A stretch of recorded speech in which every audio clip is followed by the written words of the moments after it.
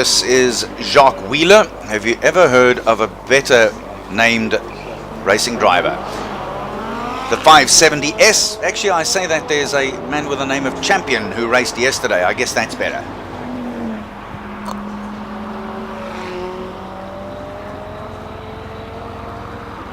Another McLaren making its way to the start line now. Arends de Prier in his 570S. It's also a 2017 model. Gets himself a little bit of wheel spin off the line. That's due to the rubber that's been parked there over the last few days. Our jib operator. Pretty impressive looking car that. It's gorgeous. Absolutely gorgeous. I was going to say. Color to match. Yeah, very much so. It looks just absolutely awesome.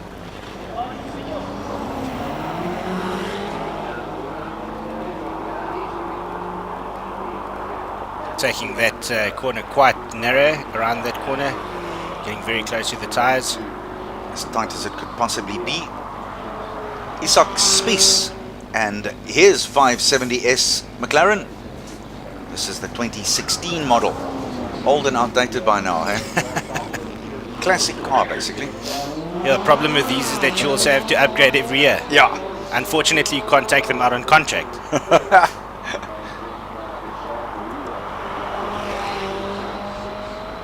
So early days so far, and it's still Roots who leads with that clocking of his of just over the 40-second mark. 45 seconds, 0.888. And then Davy Olivier, Barry Engel, Rob Gearing, who took his BMW M5 up the hill rather rapidly as well in that class. This run looking very good.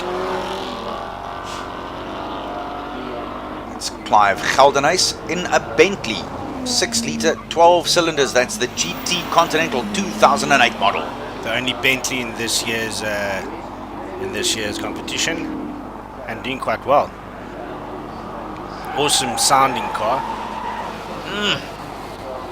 That is just gorgeous. Here's Mr. Lindenberg with the bakkie that doesn't make a lot of noise. Makes a hell of a noise. That's why it's a big one, but then that's matches Peter's personality. Peter Lindenberg off and racing the Savage 660. A man who was declared dead no less than twice in his life. Had two horrible spills. The last one in that F1 powerboat of his. One would have thought that was tickets for the big man from Bryanston, but nothing stops Peter Lindenberg, and here he is back racing yet again. Jason Evans in the Range Rover. That's the Luma CLRS. 5 litres of big racing power in there, and you just have to listen to it to believe it.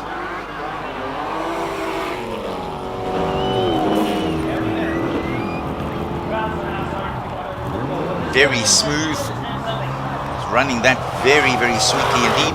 Here's one more of the BMWs. This is Paul Munro in his M3. Lays down his own rubber. Gets a little bit of wheel spin on that left back wheel as he gears it into third gear.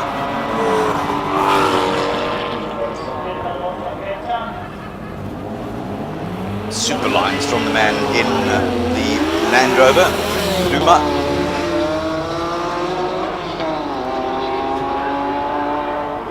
Another one of the Beamers. He lost the front light there, I see.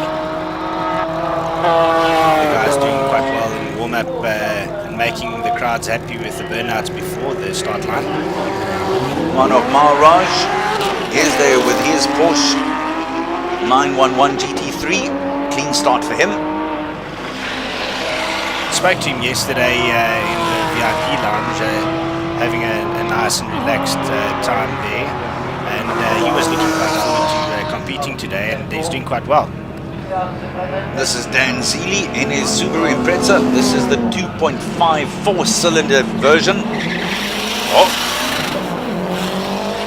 Not great off the line. I'm sure he lost a couple of seconds there. Flooded the clutch and then had to pull it back again. Didn't like the way that would have started.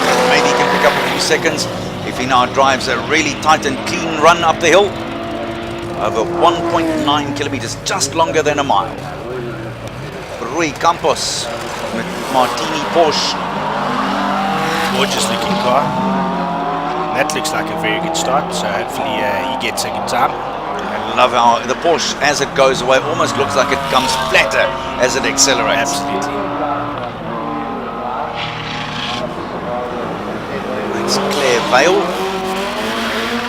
Also spoke to Claire after the previous qualifying round, and she's doing absolutely well. This is her third event that she's competing in, and she was setting better and better times as the day goes on. So hopefully this one again will make her happy. Claire had a very good start there. That's Gilles missing in his Mitsubishi Evo 3.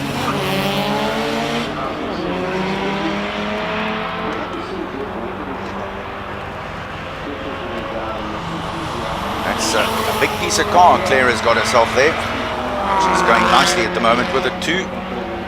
She finished 44th in practice 4, clocking 50.701 seconds. Quiet little start for the Mitsubishi, but nothing wrong with it. Good acceleration.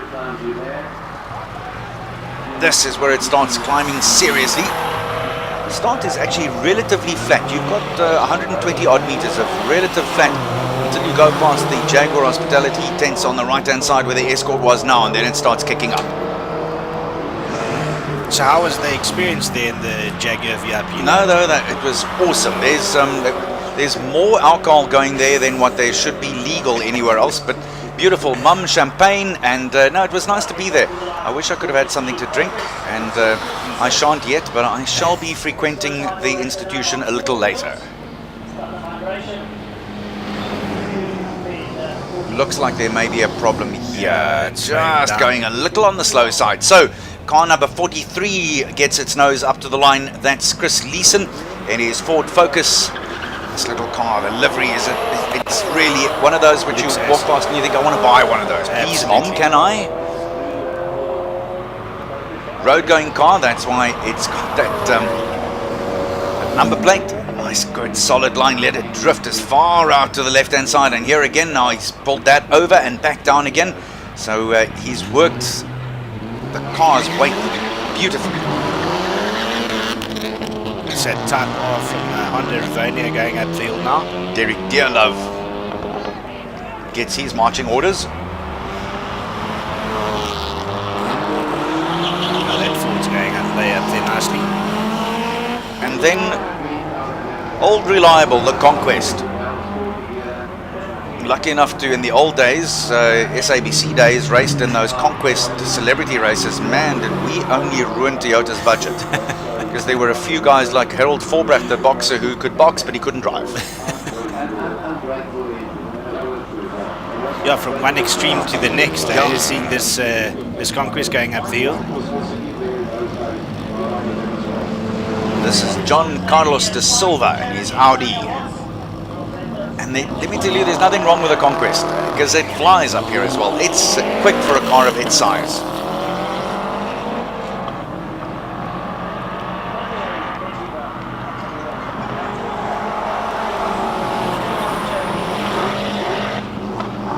The line is almost in sight now.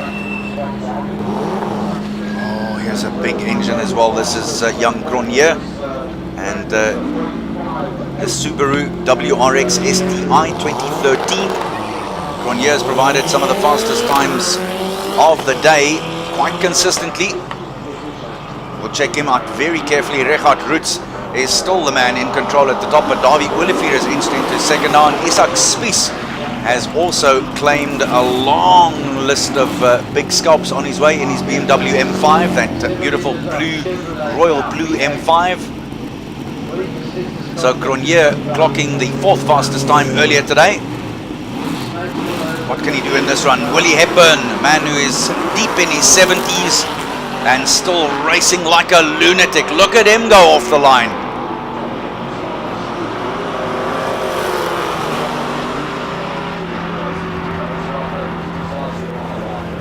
Long line of rubber that Mr. Hepburn left on the tarmac there. That's where the race commentators are sitting, on the right hand side there. There's some absolute legends doing the commentary there for the guys. Yeah. Some very familiar voices. Roger McCleary, foremost amongst them, and so nice to have had Roger here for for the earlier practice session. Oh, look at it go.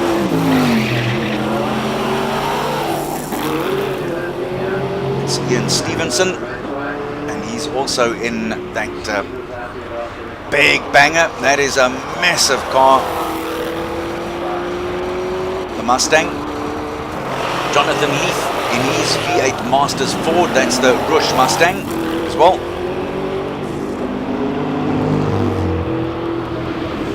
Lovely looking vehicle, and again, as it gets closer to the camera, it just looks like it is so much lower as it gathers speed up the hill.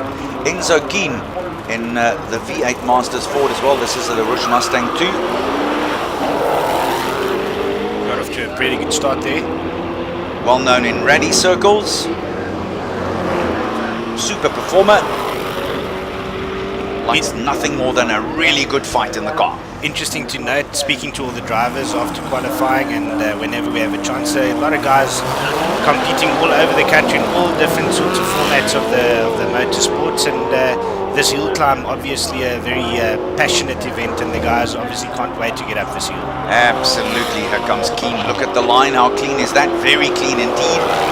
Using the weight of the car very strongly as well. Was looking very good through there. And you saw Sean Duminy in that massive Ferrari of his. That thing makes an incredible sound. I'm convinced that NASA picks it up in Florida if they listen hard enough. Here's that the AMG, supposedly the fastest Mercedes in South Africa. Tuka Mechanicos in the AMG 5.5 litre car. I'd hate to polish this thing. Yeah, seeing the guys in the pits, I think he's got a separate crew cleaning the car while the mechanics are working on it. Look at that. Spectacular. That specific part of the track, very bumpy. And Terry mentioned that going up in two wheels, that, you know, the practice runs that he had, that piece of bumpy track almost had him caught out. Yeah, I can imagine that. And here too, and unfortunately there's no way to escape it. I don't think there's any part of that you can try and pick a line and avoid it. Peter Zeely, the MR2 Super GT. Look at the amount of rubber that left behind, and listen to the sound that also went to, as it went on its way. Yeah, this car very impressive. Saw it at Swartkops 3 weeks ago while they were testing, and Peter absolutely hammering it up the hill today. Charles Hubert. This has been very good for value as well. This Lotus with the Honda engine, the Elise 3.5, has been very quick today. Peter coming through this corner quite nicely. They had a bit of problems with the suspension setup. I hope that's all sorted out now. So Charles Hubert earlier today finished up 9th in practice 5, and not too far off the pace at all at 42.73 seconds.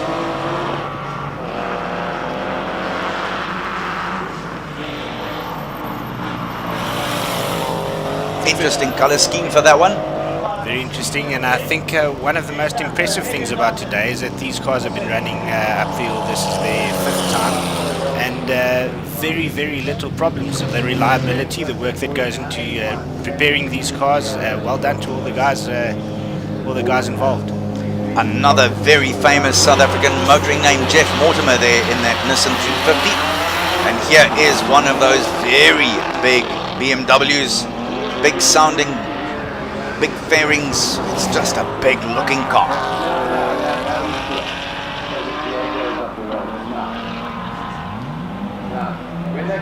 Here comes the big man, Mr. Franco Scribanti. Well, there we go. Hepburn then slashes more time off the lead there, and Enzo Keen in that beautiful blue car of his, 44.875, jets into second. Peter Zeely in 3rd place. I'm sure he's going to be happy with that, Peter Zeely. That's a very good time for him. Franco getting off the line quite nicely, looking good going up. Keeping the revs as high as he can. That's the GT3 Porsche 2014 model. Oh, those bumpy parts there. Look at how much traction you lose there, especially if you've got a fairly stiff suspension. You're going to lose some time. I actually don't want to quote the numbers of millions that I heard this car was worth. but well up there in the 4s and the 5s. That's correct. Yeah.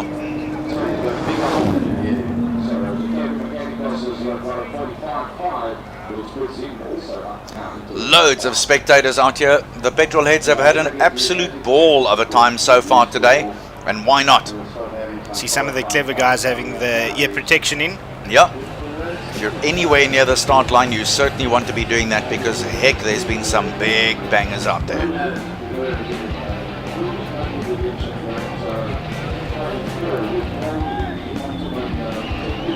There's another beautiful car. I love the way this Nissan is turned out.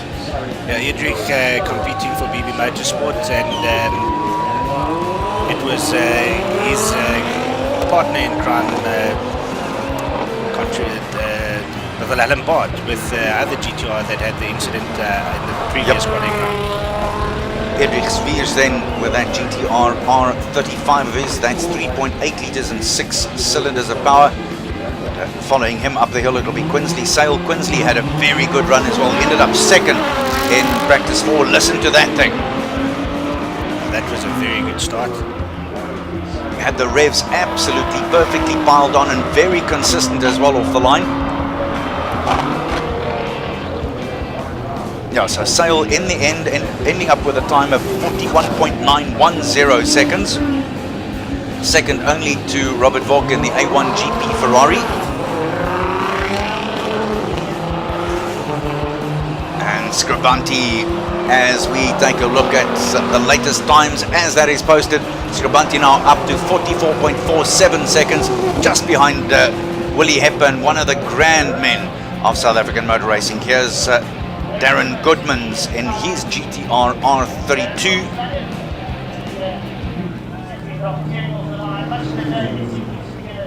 Still, Yakunau. Little cumbersome in there. That lost him some time. He just didn't quite get the line right that time and let it drift in instead of taking control of the line properly.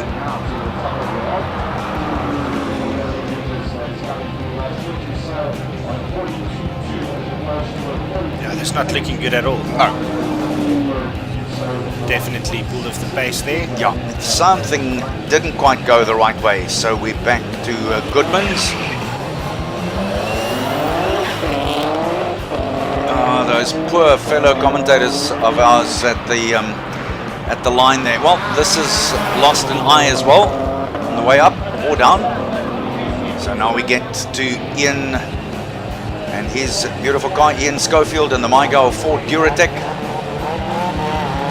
Cheeky looking little thing, isn't she?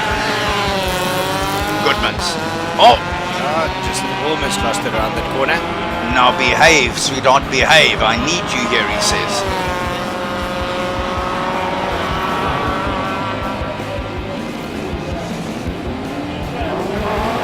Letting it drift in and out. That was nicely done. I think he used all the available tarmac and then a little bit more.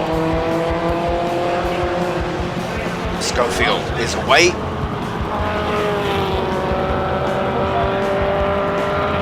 So now Garth de Villiers in his Reynard Formula VW. Big sounding car as well, and boy, he let the clutch go there at the right time. I think he caught that perfectly too. Acceleration was beautiful away from the line and up the hill.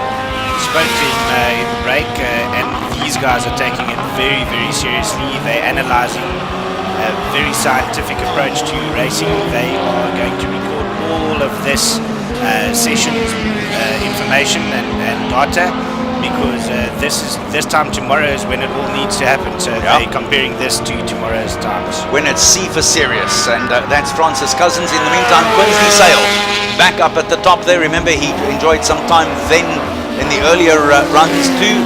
At the top of the leaderboard, Siyabonga Mokonkwana in his Formula V, the Forza. That's a 2-litre 4-cylinder vehicle, 2014 model.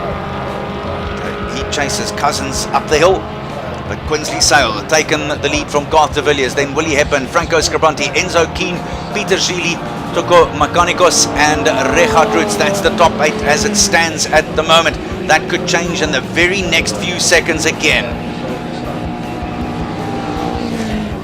So practice 5, the final practice of the day. That's what it looks like at the moment. So nudging up to that 40-second mark again. Quinsley Sale then 42.2. De Villiers, who is 0.6 of a second further back, and only a matter of less than 60 thousandths of a second further back as Willie Hepburn. There we go. Quinsley Sale and Garth De Villiers, and then Willie Hepburn.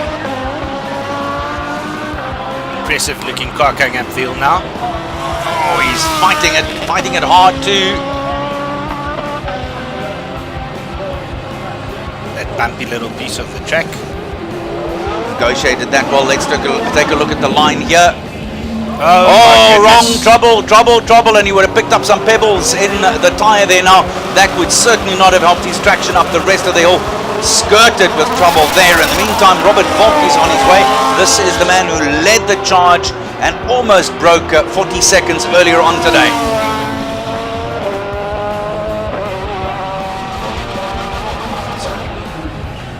Here is Wayne Pitt in the Lotus, the 211, 2007 model.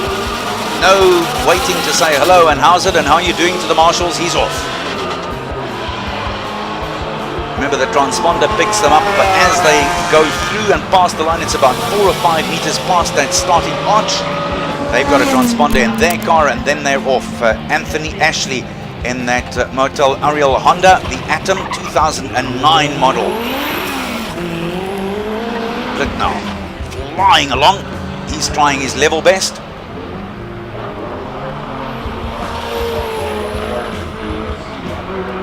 Using a lot of the available road and then on the brakes, hard off and into the right-hander and through the sweep in the left.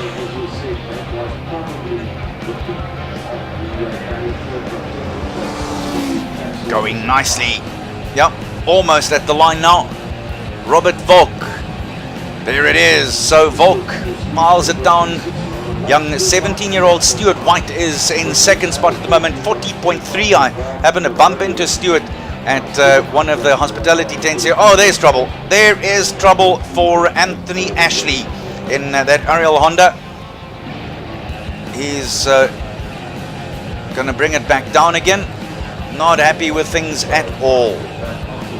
Drama. Wonder what the problem would be.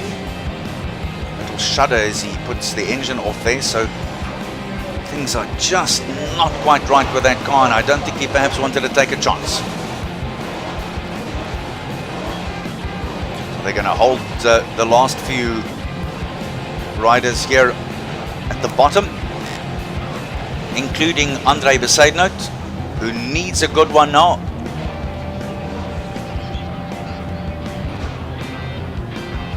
This is going to slow down proceedings a bit. It will indeed. The marshal is saying we need a bit of help here, lads. Anthony Ashley then in that Ariel Honda. Yeah, unfortunately, this event being a hill climb, there's no other way. It's only one way in and out. So unfortunately, this will have to clear before we can carry on with proceedings. And the marshals here have been very strict in enforcing exactly the right kind of procedures, because you cannot take a chance here. And on top of it all, it's got to be done exactly right. Otherwise, you could end up with some severe trouble, and that's the last thing you want. Spectators and drivers come here to be safe. Oh, there you see what happened. There we go. Died. Engine cut out on him completely. And isn't it interesting, even here where it's not necessary, that old hand signal comes out immediately, right hand up and saying, boys, I've got trouble. So the Grand Marshal here is Arnold Chats, the Motorsports South Africa steward, is one of our all-time greats, Francois Jordan, who has made his name in off-road racing and also raced for South Africa at the Dakar Rally, and the club steward Lloyd Brown, the MSA safety officers Ashwin Hari and Niels Vosloo, and the clerk of the course is Sparky Bright. Also had a lot of work to do with Wemi Haddad, the competitor liaison and the sporting director as well, and then the scrutineers Alistair Pringle, Gunther Meyer, Shabir Fredericks and Andrew Cave. All really good to have so many of motorsport's finest involved here, and Motorsport in South Africa has always been one of the world leaders. I so wish, though, that in time we'd be able to manage to get a Grand Prix back on these shores. Absolutely, wouldn't that be awesome to see again?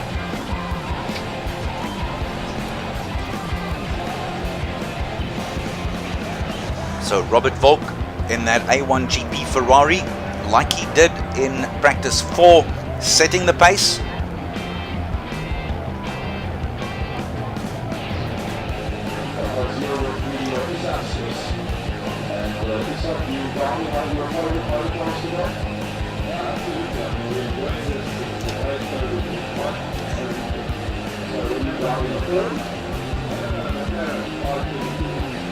Very interesting that we noticed from our records here, Andre Besaidnout didn't run in that last practice.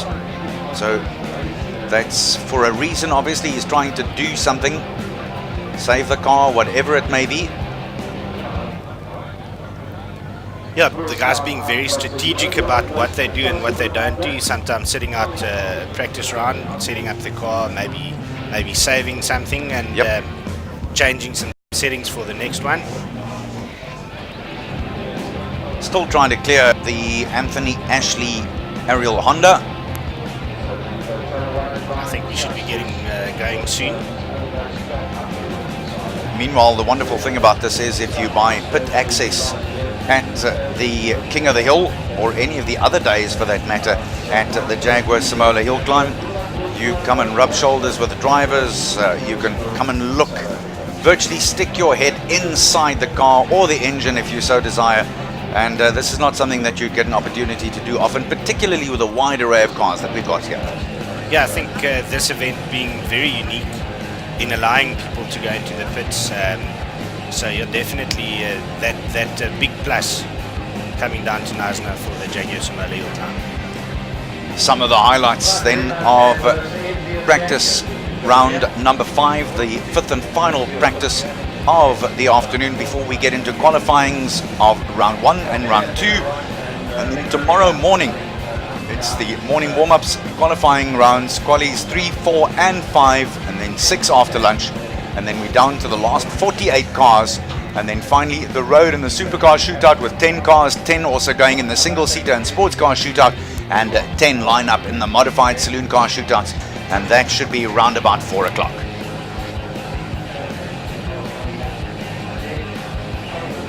That's Jason Evans, and a good look at that black and neon orange or yellow, depending on what your outlook is, Range Rover.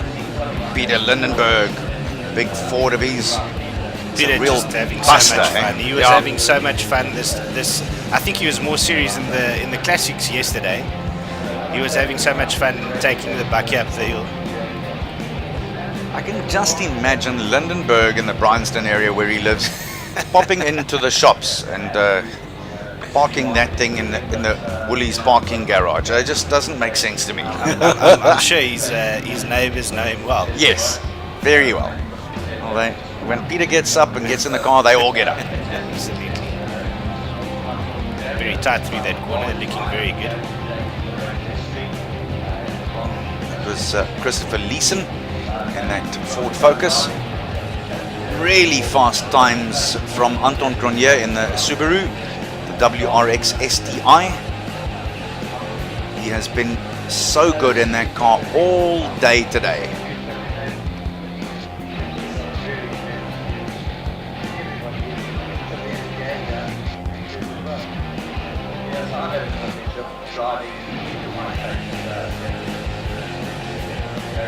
Cronje in the practice 4 was able to run 42.06 seconds, so that ended up giving him a 4th place. However, keep in mind that these are practices, so really here's drama from that very practice. This, we still don't quite know where this was clipped, but eventually this part of the fairing came off. You can absolutely see how that affected the vehicle's downforce. The car being all over the place.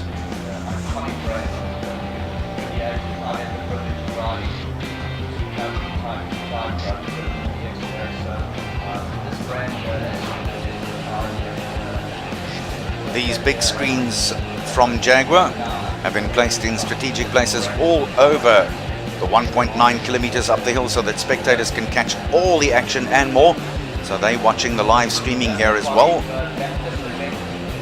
I think he's going more sideways than forwards. Unfortunately, not being able to control this car at the moment. In my heyday, Jody Scheckter was my look at hero. this, Here we go. There's the drama. That's the money shot right there.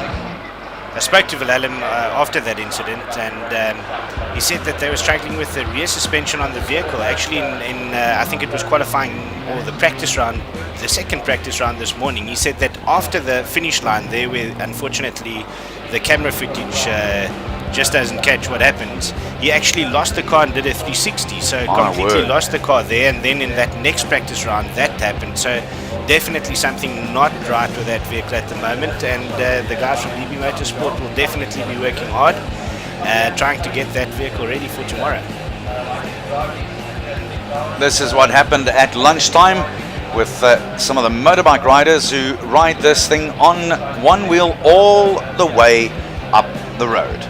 1.9 kilometers comfortably. So these guys doing one better than Terry.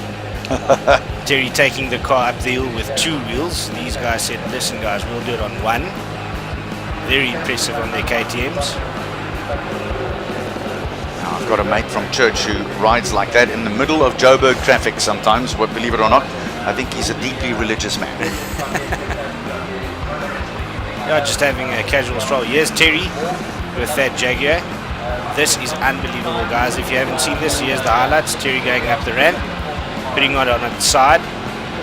He says he's running those side tires at above 6 bar. My word. So as one of the world's most successful international stunt drivers, Terry Grant is a fantastic addition to the driver lineup for the Hillclimb, and as a guest driver for Jaguar South Africa, he's credited with dozens of world records, most recently claiming the Guinness World Record for the furthest barrel roll in a production vehicle for the high-profile launch of Jaguar's all-new E-Pace. 2 years earlier, he completed the largest ever loop in a car in the Jaguar E-Pace as well. So back live now to the action as we updated you on what happened at lunchtime. Kyle Mitchell in the Nissan R35 GTR Nismo.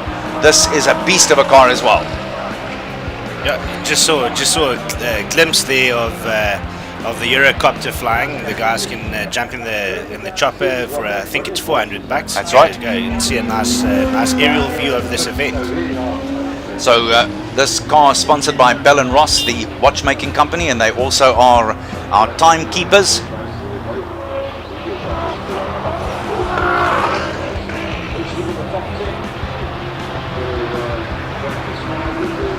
This is looking like a very good time up the hill. It does indeed. He's nailing the lines and making it very clean as well. So we'll see where that slots in. It's still Robert Volk who leads with that time of his of 40.3 seconds. And young Stuart White, just 17 years old. And White is in that Renault WSR supercar, the 2003 Super Renault. He's definitely got a bright future ahead of him. He's a very, very nice young gentleman. Spoke to him after the third practice round. They are definitely improving as the day go by. So Quinsley Sale, who did such a good job in the earlier practice, is still right up there running in the top 3 comfortably. Garth de Villiers with his Volkswagen Reynard, Formula VW in 4th. And then, believe it or not, 73-year-old Willie Hepburn in 5th place. It just shows you motorsport is timeless. If you've got it, you've got it. Absolutely. So that's it for the meantime. We noticed that Andre Besaidnout also didn't run in this one with his Nicholson McLaren NME. I think he's playing a very cagey and interesting game. So for Fani Scores, I'm Arnold Gant saying don't go too far away, because we'll start with qualifying heats and qualifying round number 1 in exactly 15 minutes time from now.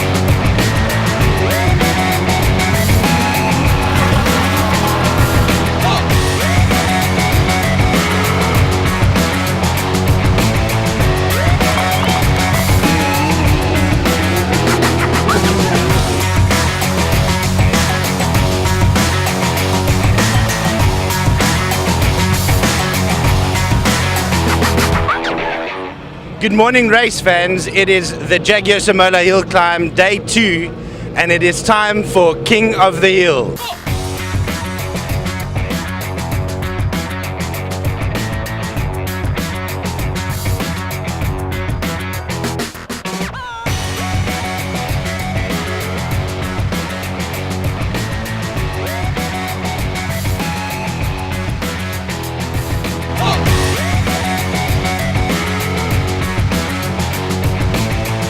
So today we have all the practice rounds, all the qualifying rounds, and then tomorrow we have the big finale.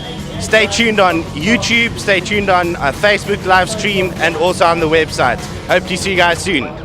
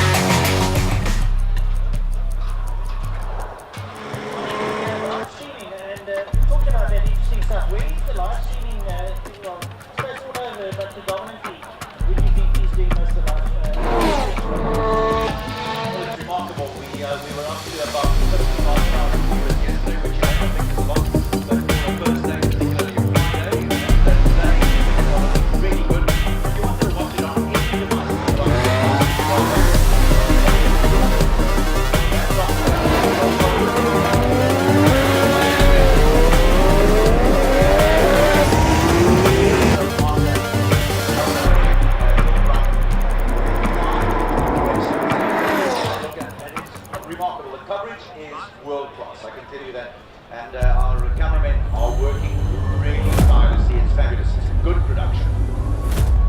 On the first worldwide live stream, everybody come over the UK, they'll be watching a report. So I'm going to break it in for a second from so right drivers, get ready for quality 1. Remember, you're control fires. You are the drivers.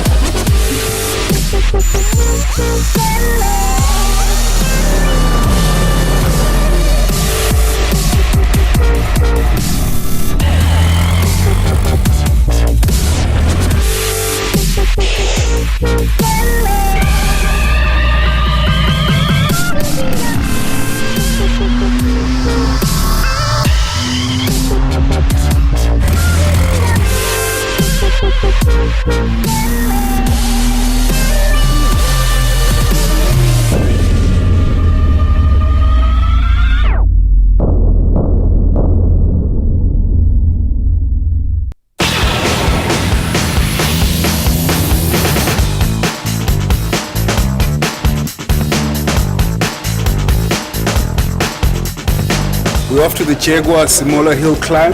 I'm rolling in the coolest compact SUV. This is the Jaguar E-Pace. Off we go. We decided to take the alternative route, but luckily this car's got a really good sat nav, so we didn't get lost or anything like that. You guys see why they call it Map of Africa. I am so excited. I've never done it before, it's my first time. So I'm really stoked about going there and seeing what it's all about.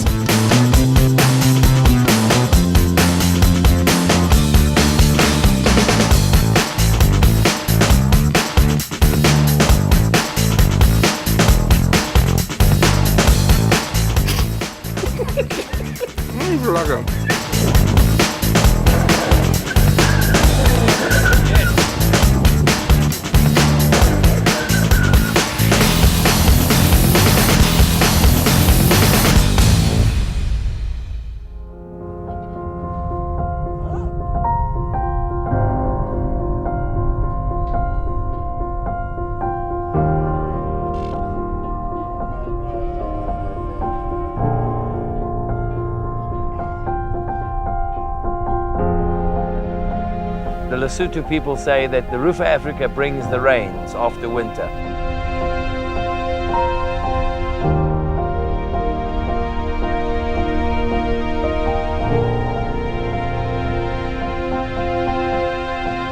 Honestly, truly thankful to the people of Lesotho to allow us to come here and ride. It's the most beautiful country we've got. The mountains are amazing, the views are amazing, and unfortunately sometimes when you're racing, you forget to see the beauty of this place.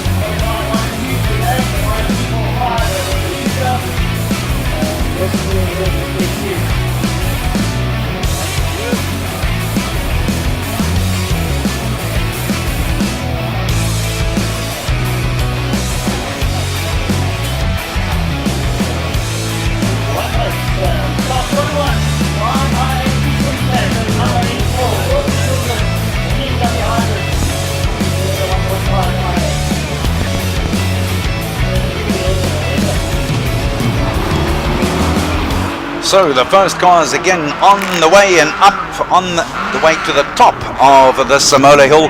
This then is the start of qualifying round number 1 for the 84 cars. That again, that Gordon Nicholson BMW whispers away from the line, while the Julian Janse van Rensburg Golf Mark 1 does exactly the opposite. That BMW is just, it is like silent death, that thing, as it makes its way up the hill.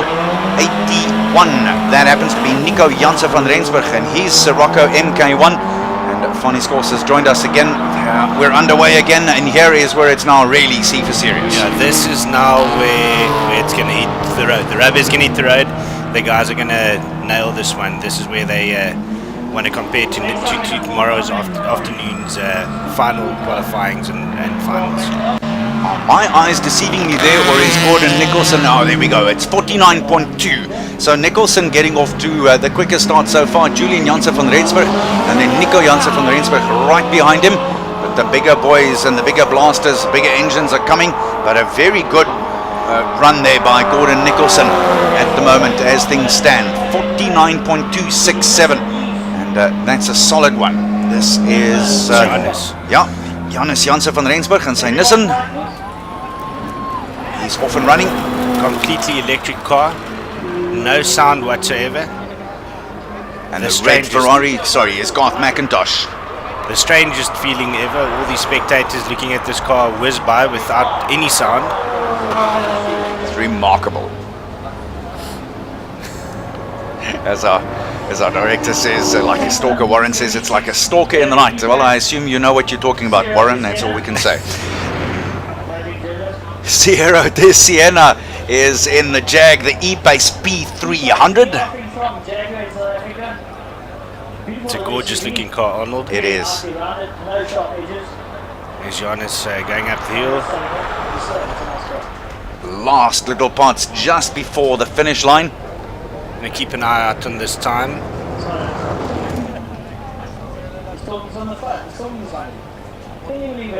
Okay, this is Pierre Bester. Okay, there goes car number 76. Yeah, Van Rensburg, I think last time somewhere along the line, because he clocked 56.681 seconds. So certainly not his fastest of the day. Here is the E-Pace now. Dare I say it, into its paces. And then Pierre Bester in the Alpha, the Giulia QV. So the lads from Penta. It's your outfit, and you boys seem to have a very nice vibe going there. Absolutely. The group is a pleasure to work for, and the two Giulias looking mighty fun, even if I say so myself. I hope you don't have two Julias working there, two ladies in other words. You're talking about the cars. I'm talking about the cars, Good, yes. good. I was going to say your wife works in the production, be careful. Pierre, I think in the previous practice round set a time of 49 or just over the 49 seconds, so he's trying to push that Giulia through the paces. Garth McIntosh with that Ferrari 458 of his is now the man setting the early pace, 48.0. But remember, we're going to get, I have a feeling that we could throw a sub 40 in here at the end of the equation quite comfortably. I think that is what's going to happen. It's Richard Roots in that orange glittering Nissan of his. And then the next of the, sorry, this is the other good looking Giulia. That's the other Giulia, that's correct. This is Piet Potgieter. That's actually his own vehicle. He owns that vehicle. And yeah, very impressive looking car. I think the Italians definitely get it right when it comes to design. Definitely one of the better looking cars on the road. The 3-liter Giulia on its way. And then the BMW. The old 3 Series shape. Iconic shape it was for BMW, and it heralded a new 3 Series look for them. Oh, that takes me back. My dad had one of those shapes. Yeah, I had a few of them, and I also had the Shadow Line, which I absolutely loved and adored, until someone else loved and adored it more and stole it. Looking at the times here, Pierre Bester just clocking 48.933 seconds, so he'll be very happy with that. Definitely the guy's getting up to speed right now. And Richard Roots now, the leader, 45.62 seconds, very consistent. So I think earlier in the day he also clocked a 45 and 2:44, so that wasn't his cleanest run so far, but it was a goodie and a good one to blast out the cobwebs with, but he needs faster than that to make it into the top 48 cars. Garth McIntosh up into second, Pierre Bester third, Gordon Nicholson fourth, and Piet Potgieter in the Alpha in fifth. Been struggling to get under that 50 barrier. He did it once today in one of the practice rounds, or the last 2 rounds, just over that 50-second barrier. There's a car with that particular colouring that just reminds me of Steve McQueen and the Le Mans racing cars. That's Jason Pasterfield. Gorgeous looking car. Listen to that thing, F-Type S.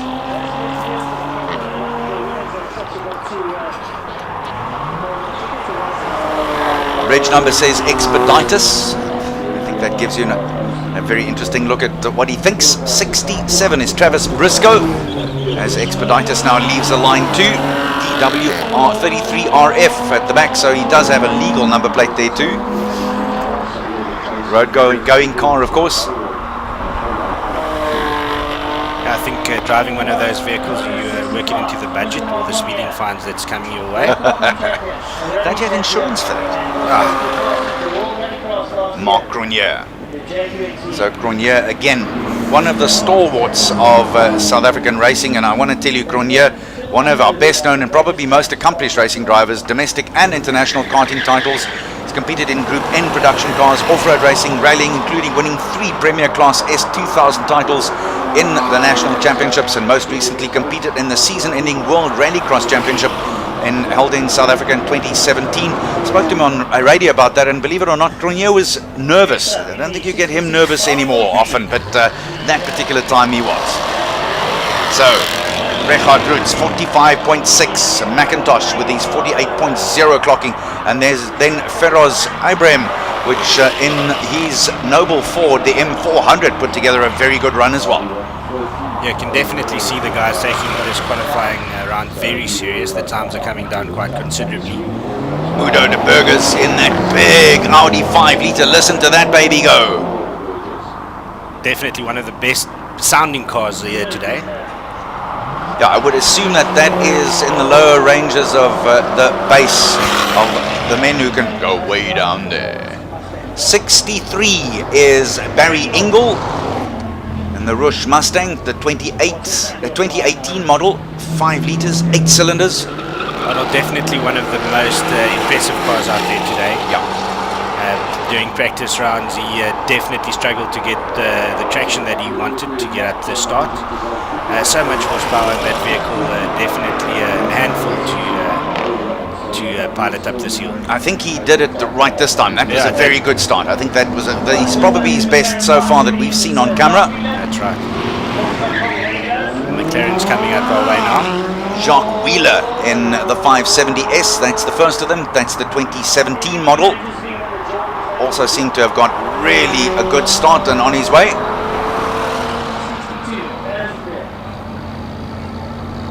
Look at that, he's making use of all the tarmac, using the power and the weight of the car beautifully. The next McLaren is on its way too.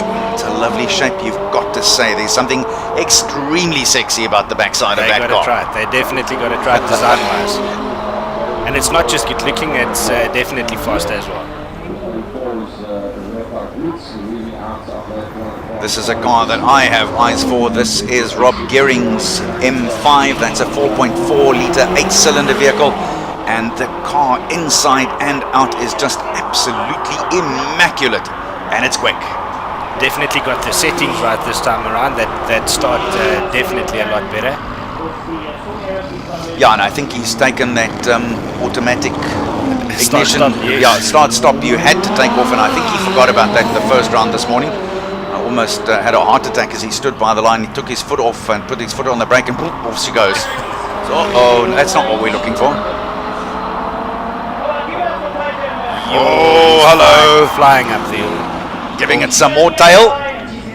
And now the other way. Let's see if he's got it. He had that under control nicely. Oh, the sweetest little shake of the butt. Left, right, and through she goes. Nicely handled.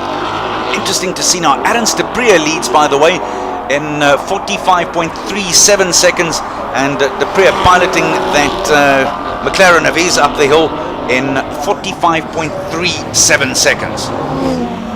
Things definitely heating up, Ronnie. Weather may now be absolutely ideal. It's not that hot anymore, and it's just starting to perhaps cool down.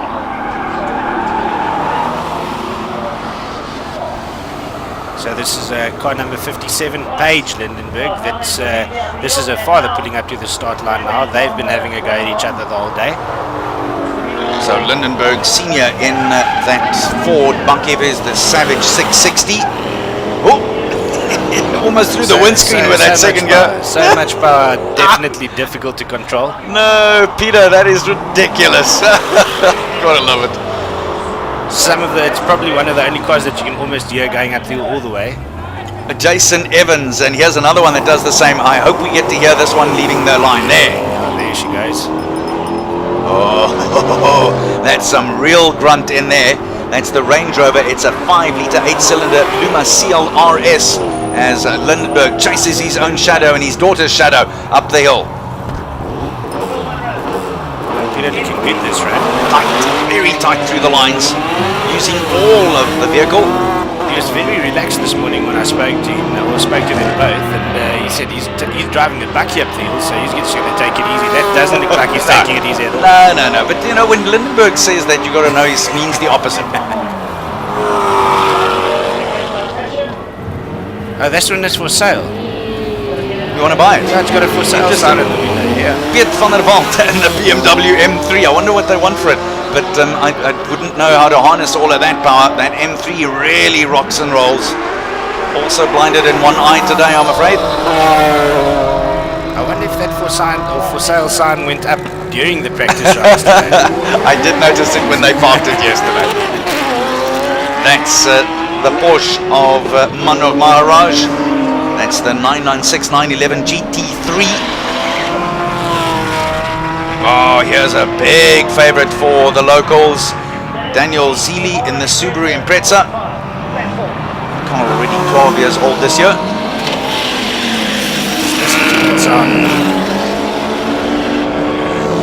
It's beautiful. If you're a petrol head, today Neisner is the place to be at the 9th edition of the Jaguar Simola Run Up the Hill. Because they are, in fact, I think we're not being fair, because the hill climb is a fly up the hill today. There's no climbing. Absolutely. This is Rui Campos in that Martini 911 RSR. Stops at the line, goes, hello everyone, cheers, see you later, bye.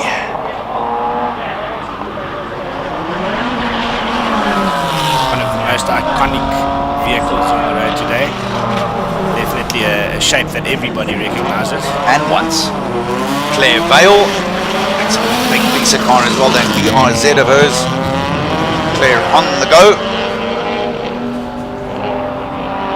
Claire having an absolute jewel here at the Hillclimb. This is her third time competing in this event. Yeah, she's the first woman to compete in the Westbank V8 Supercar Series as far back as 2007. And she's also raced the Shelby Can-Am sports cars. That's something that Peter Lindenberg introduced to South Africa. The Class A Subaru Impreza STI in production cars, and also competed in a Porsche 917 in the International Sports Prototype class, finishing second in the 2011 season. So she's got an incredible CV behind her, and she competes in her third Jaguar Simola Hillclimb this year.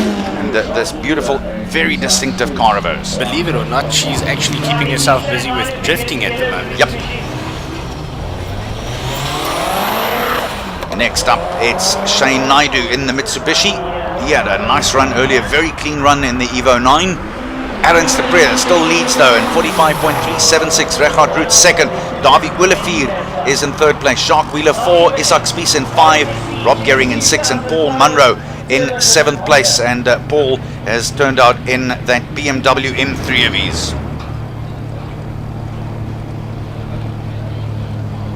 45 is under starters orders now. That's the Lotus with a Honda engine, the Exige. Davy Hubert is the man in the Recaro seat. The this is not looking good. Yeah, there's a problem here. I think that's the Mitsubishi, eh? Yes, that's right. I think he's just going to run through. Jorge Lorenzo, he's fourth. Engine's giving him a little bit of drama, it seems, yeah. Marquez, he's in third. Definitely just coasting up the hill at the moment. Coyote in seventh. So they're holding the rest of the starters back just to make sure that there's no untoward trouble. In a situation like that, someone could blow an engine and spill oil all over the show. You don't want that either, because that's danger. So they're just going to hold the rest of the starters back a tad. I Make think sure that they're giving him an opportunity. They're giving him an opportunity just to go back and warm up his tyres before he goes off.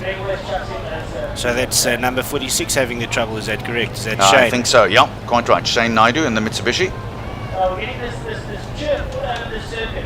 Even AJ Federson. So if you're sponsored by that company on the front there, when someone says to you everything's okay, I'm sure you find that that is all right then. I'm sure.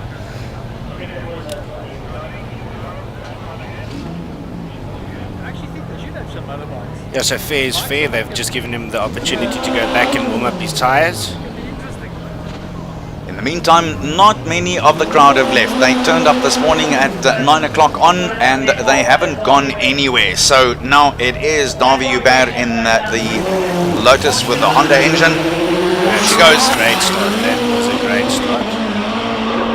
Very aggressive looking car. Yeah, aggressive driving as well. Let's check the lines.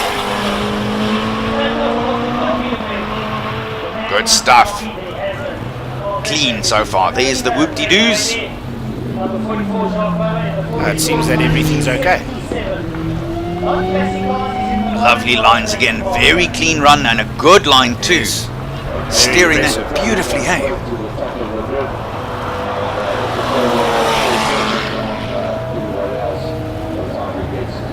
This is very, very fast going up the hill. Super stuff. Yeah, Davy Hubert it was. 41.585. That's the fastest run we've seen so far. And look at that. A differential of 3.791 seconds between himself and Ernst de Preer. Hubert absolutely nailed it. Stone dead. And that was exactly what we've been talking about the whole day, getting off that line. And you could see as he left the line, that was go all the way. Here is that little Ford Escort. What did you call it earlier?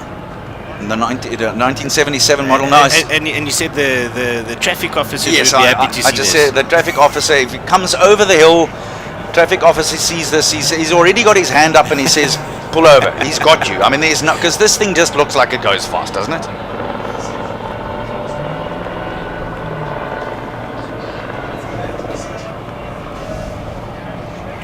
Well, one of our co-commentators, also applies for SA, coming down here, he's capacity. So the little Escort standing there on the line, waiting to go, waiting to go. There may be some trouble further up as well. I wonder what's happened. Something's Yep. Something's happened further up. Let's try and establish for you what the problem is. They're probably going to wheel him back as well and ask him to have another go. Yeah, that is one of the things that there's a lot to do here as well. There's more than enough to eat and drink. It's a cashless society, this one. It works very nicely, I must say. And it's an absolute pleasure to have. So while we've got an opportunity, let's just thank some of our sponsors again, Jaguar. And they say as a company, they're proud of their role in the global and British economy, creating thousands of jobs while pursuing automotive excellence in the UK and right around the world. With a deep commitment to founding principles, Jaguar remains at the forefront of the luxury automotive industry for years to come.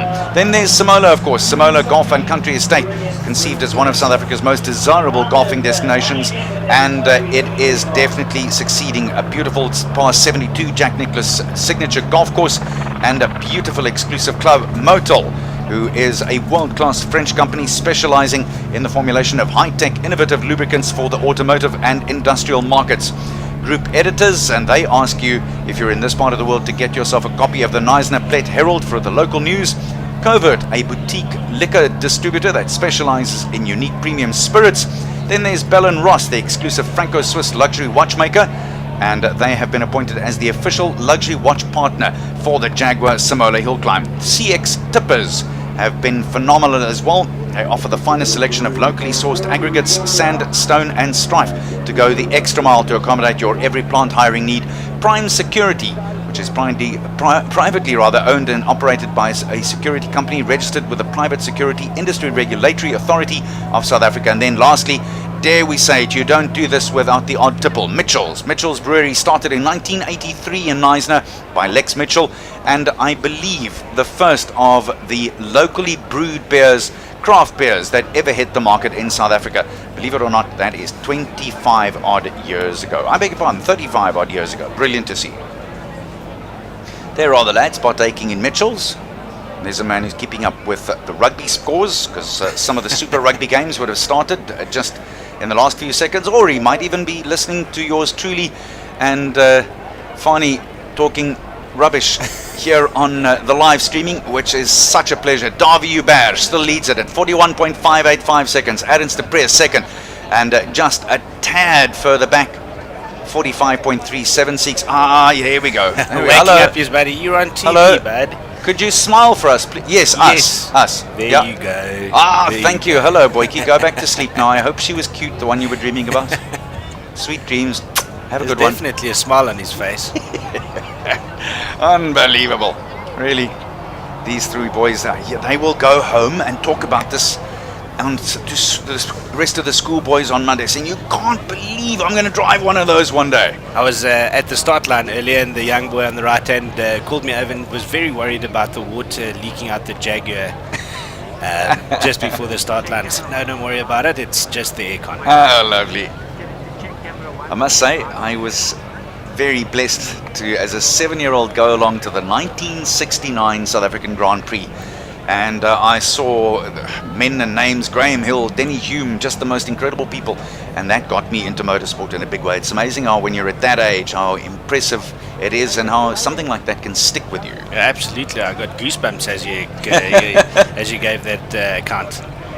Because that's really what it's about. You take kids to any of these events, whatever they may be, a rugby game, squash, and it catches their fancy, it tickles their imagination, and off they go. It doesn't matter. You've got to take them out, though. You've got to expose them to it. The next generation growing up,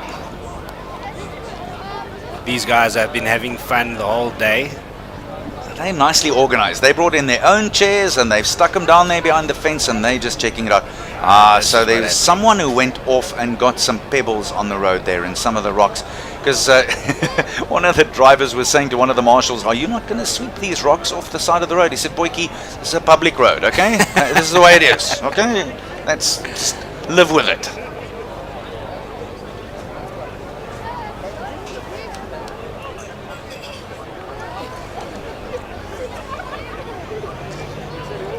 This event very well organized. Gentleman, the gentleman at the bottom here, he didn't have a beard when he arrived here this morning. That's how long he's been here. But he's had a great time, trust me. Sorry, Fani, I interrupted you. No problem.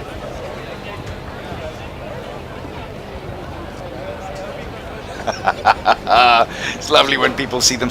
No, we're taking a picture of you. You can't take a picture of us. He's taking a picture of himself. There we go. Yes, that's of course. what he's doing.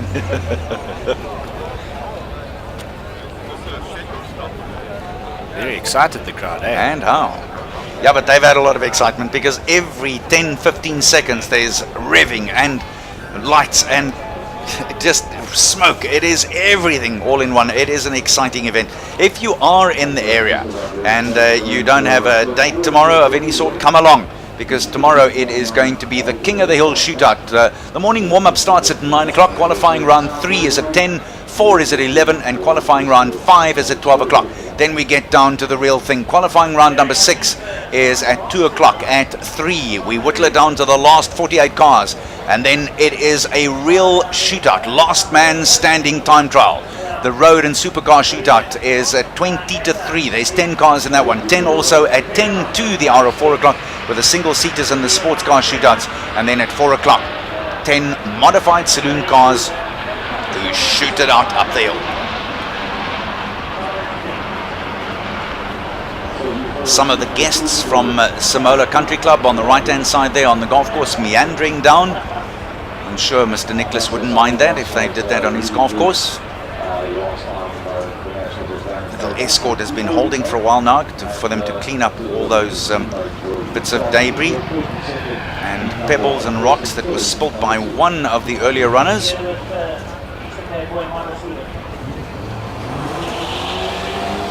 Here we go, I can hear them warming up tires, so I guess that we're just about okay. Yeah, we are indeed. Jacques Bauer in that Ford Escort of his. Jacques is also one of the very few guys competing in all the events as from the start. Every day. Phenomenal to see, and there aren't many of those that have been here every year. It handles sweetly, even after all the years. Look at that. So this is exactly the part where you expect that traffic officer to jump out behind the bush. Almost I saw him there. Right there. Aye, that may have been him. He's been waiting He missed there. him, unfortunately, he was too fast. Too quick, yeah. Here is Chris Leeson in his Ford Focus RS. He spoke about this, the way it's turned out earlier. It's a lovely look. Not a great start, unfortunately. No, didn't get away quickly at all. Missed it. And that's going to cost him in the first of the qualifying rounds. Yeah, unfortunately, that weight sitting in the car there, I think, definitely has an impact on the guys. That's the Honda Type R from Honda Rivonia.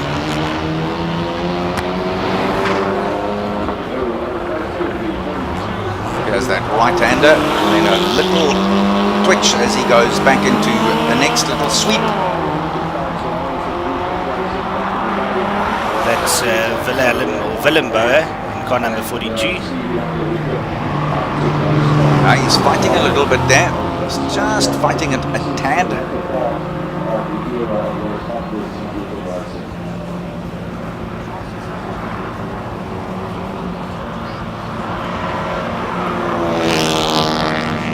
The rear end of that Type R getting a bit loose around that corner. The driver having to do a lot of work. Bauer in that Conquest. Oh, that's a big sounding car as well. That's Tanya Watts in the Subaru Impreza.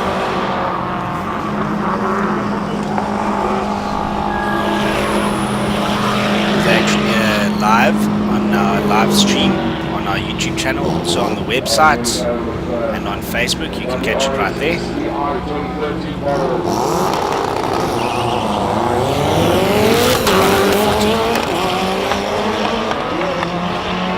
Anton Grunier, again, he's been running really well all day. Didn't have such a good run in the previous run. Got a problem on the track there.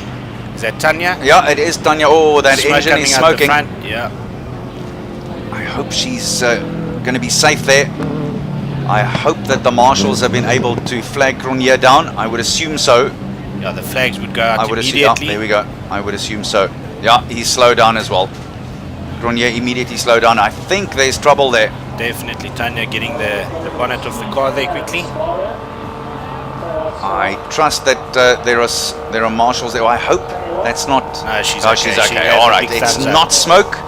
It's that may be that she's got an cooler problem of some sort, radiator problem. Shame, that's a lot of relief. You can definitely see her shoulders went down there.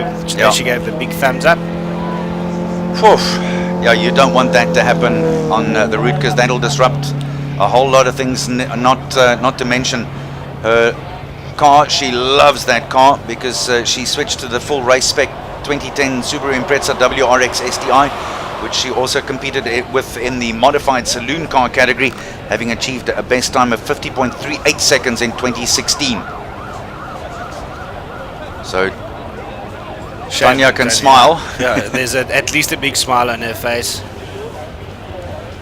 Oh, there goes the fire engine.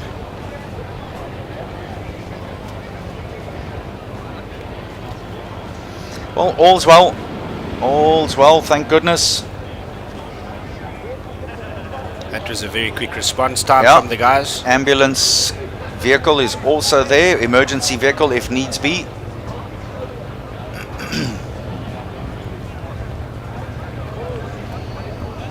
Luckily, I must say that Tanya also really reacted quickly, because I think the moment she saw smoke, which I think in the end was steam and not smoke, we all thought the worst. But luckily, no harm done to the Knysna resident Tanya Watts. She's been out here on the hill since 2014. Very popular, obviously. Tanya also out in the lunch break with doing some local charity work. I think she's one of the animal welfare ladies in this part of the world who's on the committee, and I think she does a wonderful job. I know that for his sins, the main organizer Ian Shrewsbury is also involved, so he does some fabulous work as well, and quite clearly you can imagine the amount of work that they had to do last year with those horrible fires.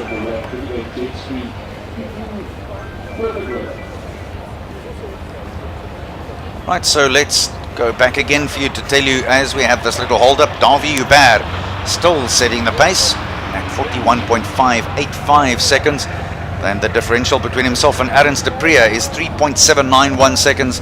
Richard Rutz is 4.037 seconds back, and Davy Olivier 4.650 seconds back in fourth place. Jacques Wheeler is fifth, and Wheeler is out there. Had a really good run with his vehicle, the McLaren 570S 2017 model.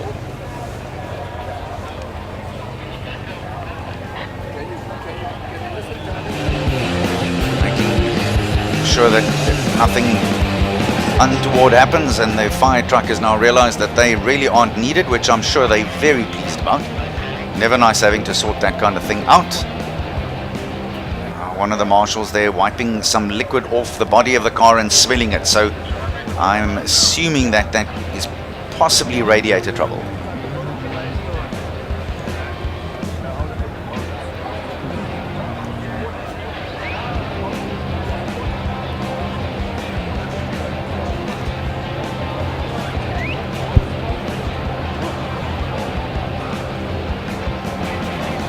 Tanya Watts very patiently waiting that they look after her baby. I bet you she loves that thing like a child.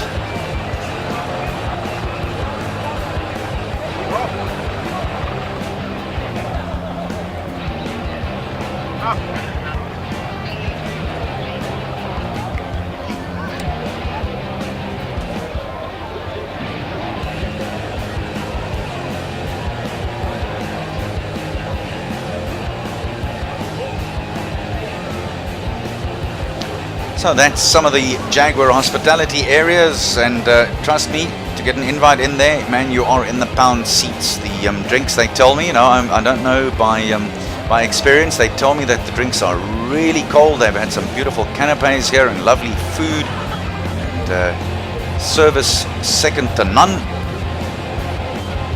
And when someone asked about watching Super Rugby, the answer was an unequivocal no. Why would you want to watch rugby anyway? That's like exactly what the Jaguar boys said.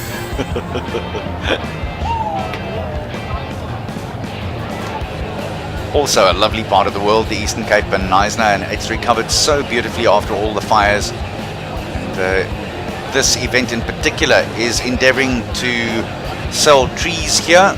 People are asked to buy a tree, and then the trees will be planted. They're endeavoring to have no less than 1,500 trees in the ground when this event finishes in the next few weeks, which is fabulous, and that's the way that should be done. So making a big difference to the community here.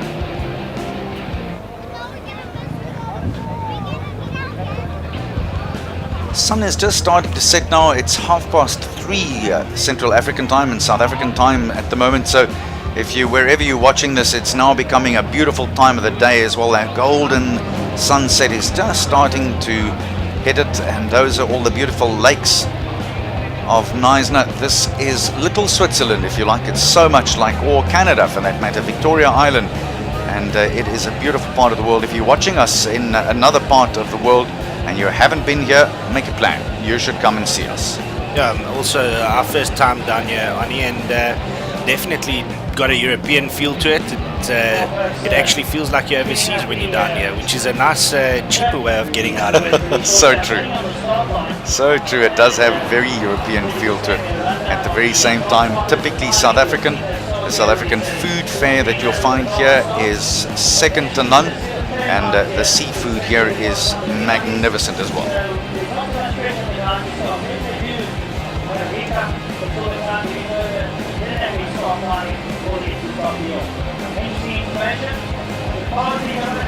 I mean, if you just look at how this event has grown over the years, here in Shrewsbury, the organizer was saying that in 2017 their goal was to welcome 15,000 people through the gates, and they went past that with a 12% increase on 2016's attendance, and already this year attendance has really surpassed their wildest dreams and expectations, which one is really pleased about. This is good to see.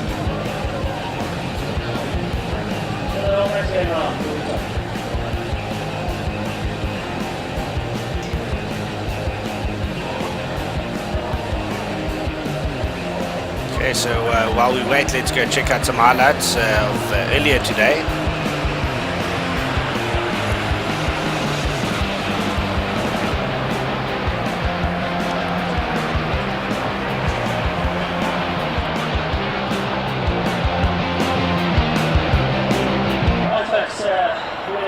Qualifying session, you've been a little bit of a break after the qualifying, you still think was qualifying there, but once that's finished, to be grassy, you didn't have to pick up on 2 wheels and try and do it again for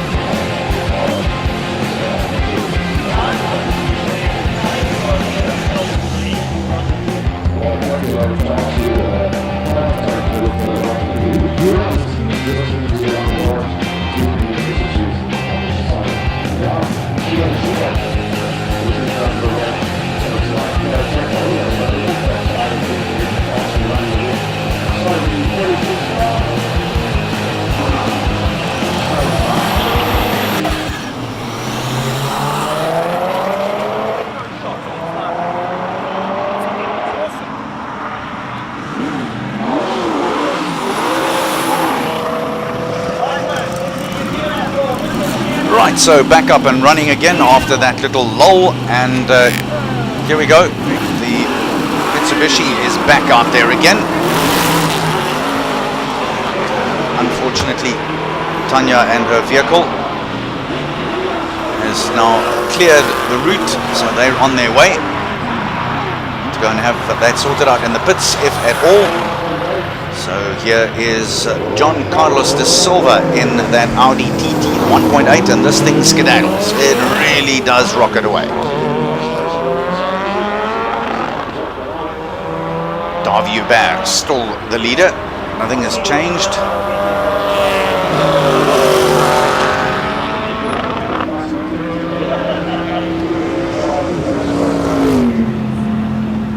Gilles missing. The Mitsubishi, I'm glad they found him. They found him. The Evo 3. And it looks like he knows where he's going. Yeah. Gonna go missing on this run. Good start from him. That TT is now flying along.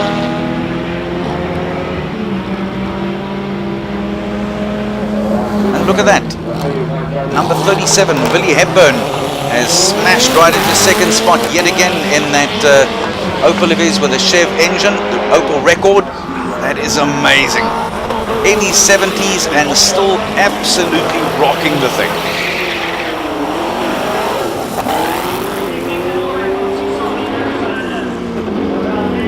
Lots of cars out there now. They're trying to catch up a little. That's the man who had to call it a day, Anton Cronier, in the Subaru WRX STI, when something went wrong with Tanya Watts' car. So he's out there now and going.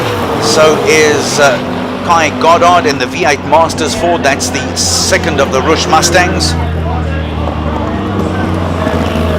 There is Cronier.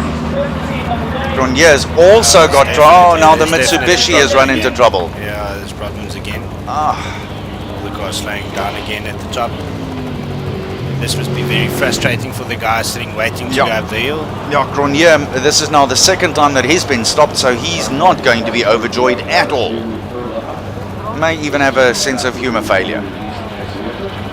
Yeah, I'm glad I'm inside now and not talking to the drivers. That's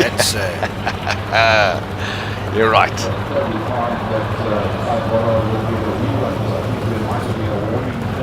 all the cars just coasting up the hill.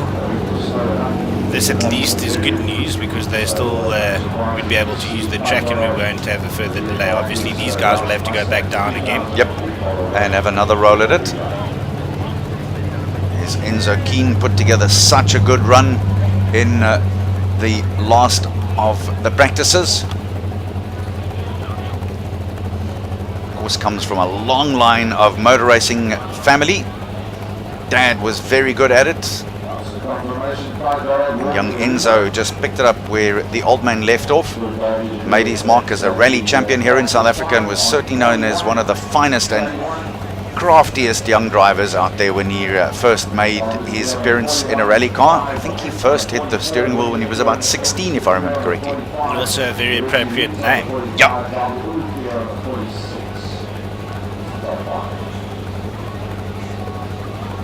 Davy Hubert. And with his Lotus with a Honda engine, Keen gets underway. A pretty good start there by Enzo.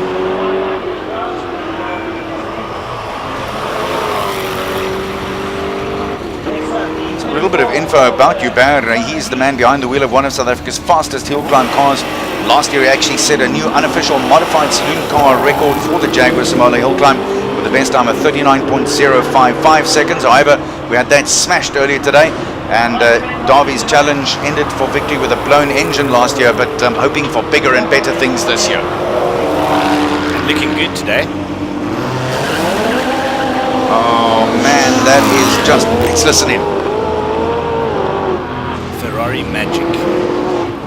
It is like the roar of a ferocious animal that has been wounded, that thing.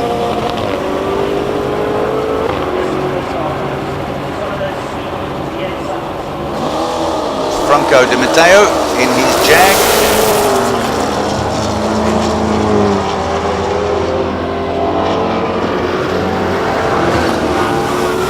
Very good lines there. This looks like it could be a very fast time. Does look like it. Here is one of the crowd favorites, Wade van Zimmeren, in that big R34 Skyline. Oh my word. Oh, it smashes through the ground. You can feel it 50 yards away here on our commentary position. It's like watching one of those Challenger rockets taking fastest Merc in South Africa, Tucum Mechanicos, TM55. See, he's going to be pretty unhappy with the battery because they missed a spot there on the... Oh, my goodness. Oh.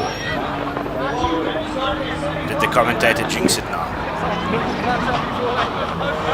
I wonder what happened there.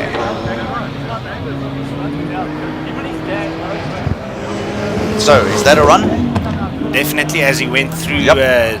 He definitely went through the start of the time trial, so definitely will count. He won't be able to go back.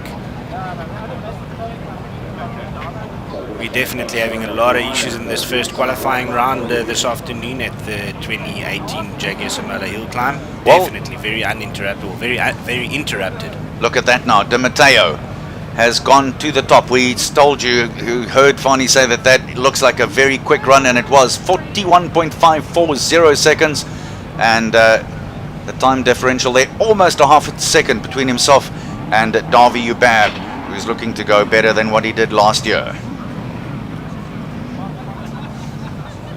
Okay, they'll probably be able to move this vehicle. I don't think they will actually be able to move the vehicle off the track there. They'll probably have to go back rather than take it off to the right there, because there's this car being so low. Yeah. Yeah, they're going to go straight back.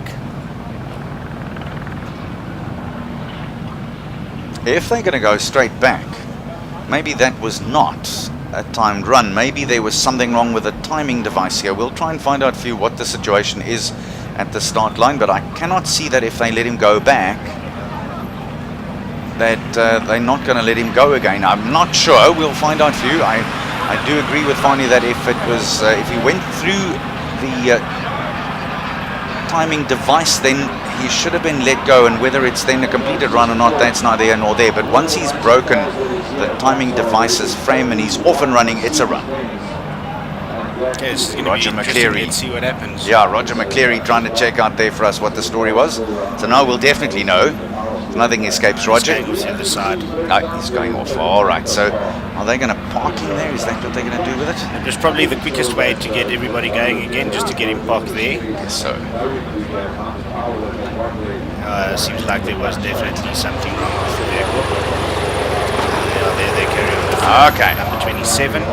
Ricky Giannacaro. And the BMW M3 GTR, delivery of G&H Transport, under starters orders, and away she goes. Arnold, I think I'll definitely not be going to the debrief, driver debrief this afternoon. One or two long and unhappy faces. Hey, that's life, and that's motor racing for you. This is Peter Zelia again with that Toyota MR2.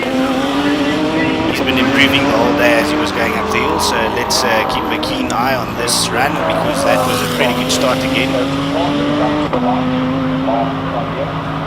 Peter actually a privateer, he's an auditor by trade. That's Adrian Dalton in his M3 BMW. Battle to keep that one under control. The power almost got away from him there.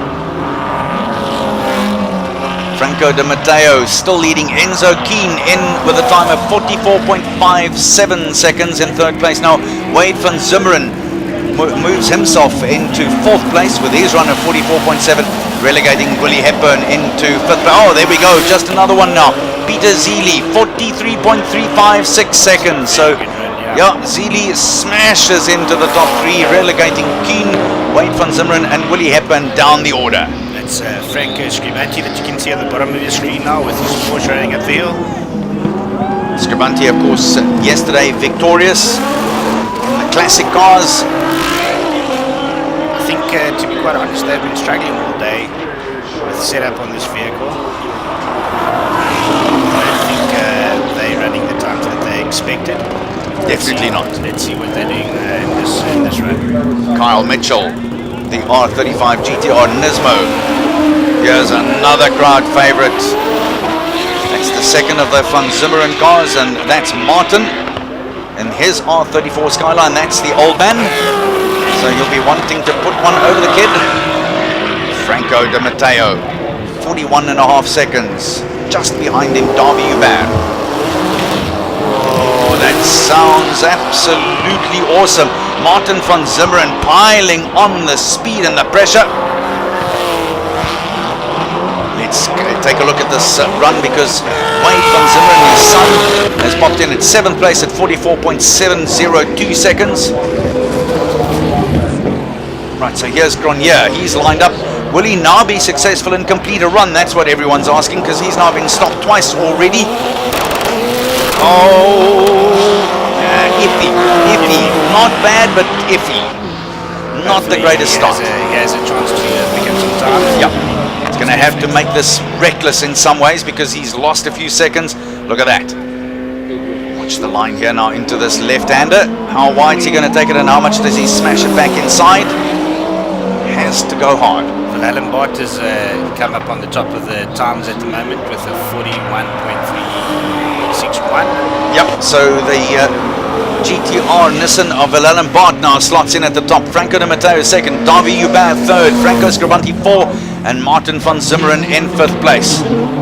We must just mention the guys at BB Motorsport getting that vehicle ready, because it had a massive incident with the front wing coming off completely earlier in the practice round. So they did an absolutely brilliant job to get him back and running for qualifying. Quinsley Sale on the way as well in his Nissan GTR. Ooh, listen to that thing. Yeah, that would just have thrilled everyone in the stands. Edric Sweers is also on track at the moment. His first day as an engaged man. We hope it's a good one.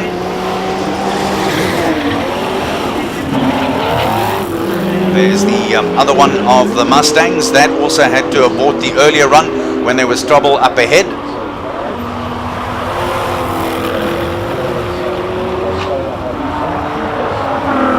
So at the moment then, action thick, fast and furious and very quick as well.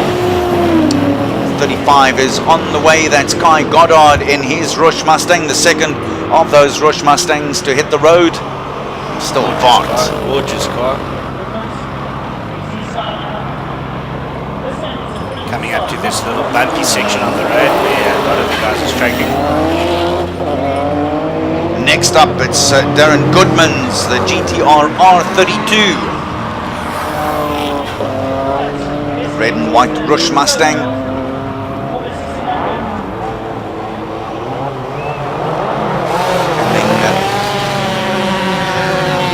Ian Schofield, he's been very quick in that Ford Duratec. Only the 1.6 litre 4-cylinder SJ engine, but it goes like the clappers. Yeah, using all of the road there around that corner. Definitely up to speed.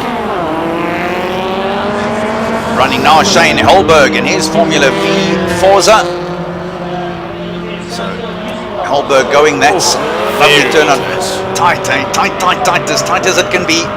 He's trying to get everything out of the road, and he's able to go-kart handling at the moment. He is.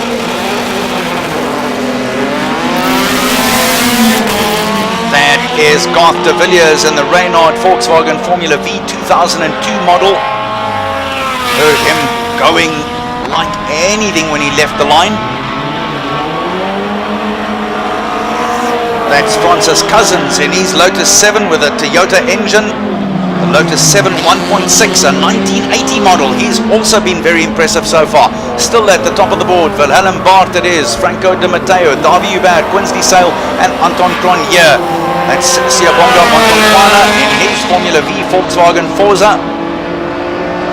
We've got more action here that we can handle in an SPCA animal shelter when they've let a line in, I promise you. It's running around like crazy. This is Stuart White in his Renault, the WSR Super Renault 2003. Beautiful car, and it looks and sounds magnificent. Now things up and running again now, the action fast and furious. That little bumpy section where I think these cars must be struggling quite a bit with the downforce. But he handled himself quite well through there. So the marshals are also gobsmacked in watching the action out there, which tells you how good it really is at this stage.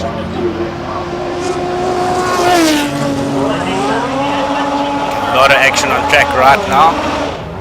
Oh, we've got a new Stuart White on top of the leaderboard with a 41.114 seconds. That's the 17-year-old, and that is number 3, Robert Volk, who gets underway, and away he goes to... Unfortunately, that doesn't look very well. No. Something's wrong there again. Hopefully he can just coast up and clear the track. Definitely something wrong there with... he's aborted. He's aborted, and that's not nice to see either. And Volk has been setting the pace so far in the day. Stuart White is now our new leader. 17 years old. 17 years old. He hasn't even started shaving, my friend, I promise you. Yeah, I had an interview with him and I can confirm that. Wilhelm Bart now relegated to second place. Franco De Matteo, Davy Hubert, and Hubert is only 0.47 seconds off the pace, and he's fourth. So they'll give Volk a Kansi to clear his car up at the top there.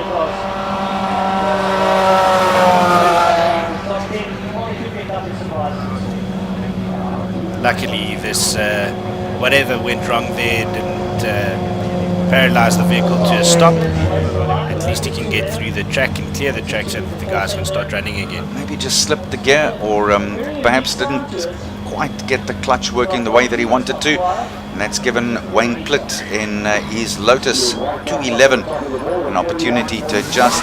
they're probably going to roll him back. There we go. He's got the start straight away. Oh, sideways. Look at the amount of rubber on that start line now. I think that is one of the biggest problems at this stage, is that there has been so much rubber put down there that the guys are not quite getting the grip that they wanted to. Just not enough abrasion on the road left. So let's see how it goes. Also a lovely looking vehicle. This is Michael Verrier in the Shelby Nissan Can-Am.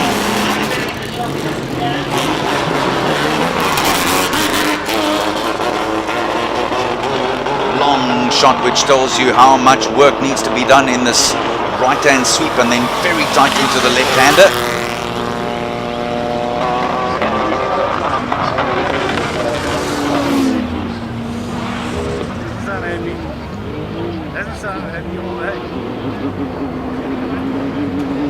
Right, so we've got news that Andre Besaidnout is now rolling up to the line as we watch Michael Verrier in that Shelby Nissan engined Can-Am 3.5 litre 6-cylinder vehicle. Flies up the hill.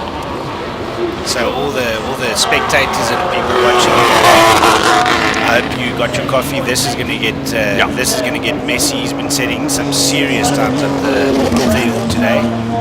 Well, first man to go under 39 and then 38.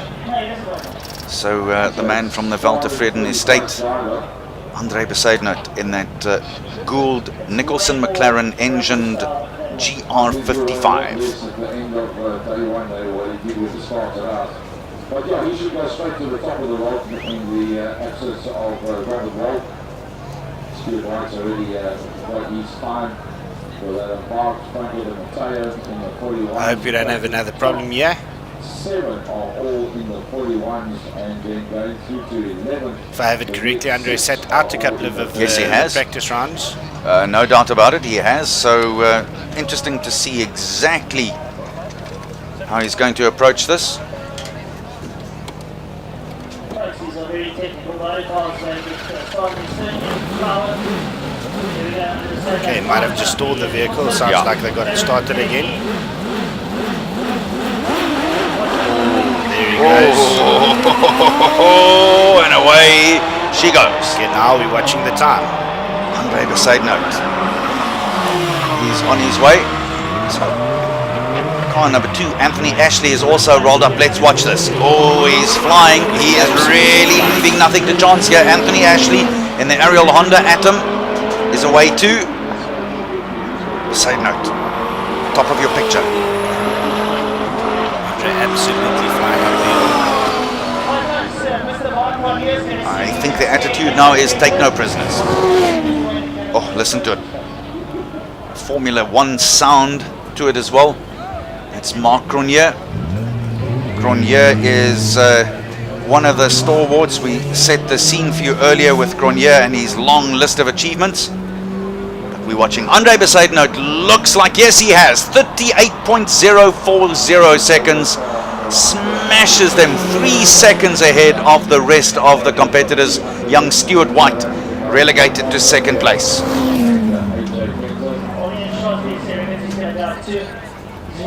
Okay, so Marc Grenier is taking AJ Venter, a well-known man in this part of the world, as his passenger up the road there in car 65. So Grenier, let's see what he can do. Spoke to AJ earlier. He's actually competing in the Isle of Man in a couple of weeks' time. So let's see what Grenier can do. He's got a very interesting idea of actually doing a similar event with bikes going up this hill. Can well imagine the drama with that. So Grenier, multiple championship winning racer, Rotax Max Go-Kart champion in 2002, 5 SA National Rally Championships, and 2 off-road championship titles as well for Toyota in his time. Fearless competitor. Let's see what he can produce.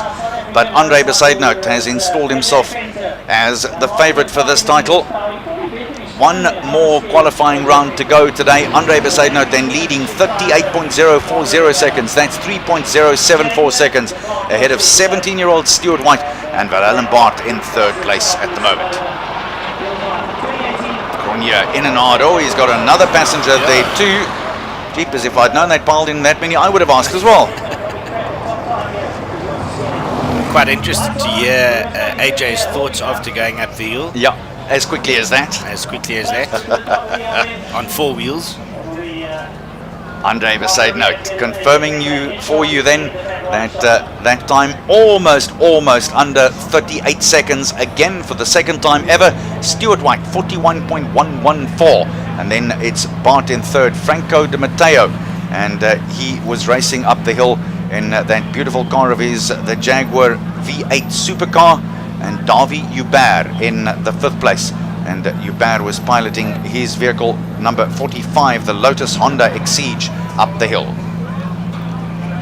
Right, so, there was a clutch problem. We've just been told by our crew out there that a clutch problem was the end of the Mercedes. Well, you can't trust a Mercedes clutch. Just joking, just joking. Just a little sick joke. Mercedes drivers, don't crucify me. But that is reportedly the fastest Mercedes in South Africa, and it looks like that may be it for the meantime.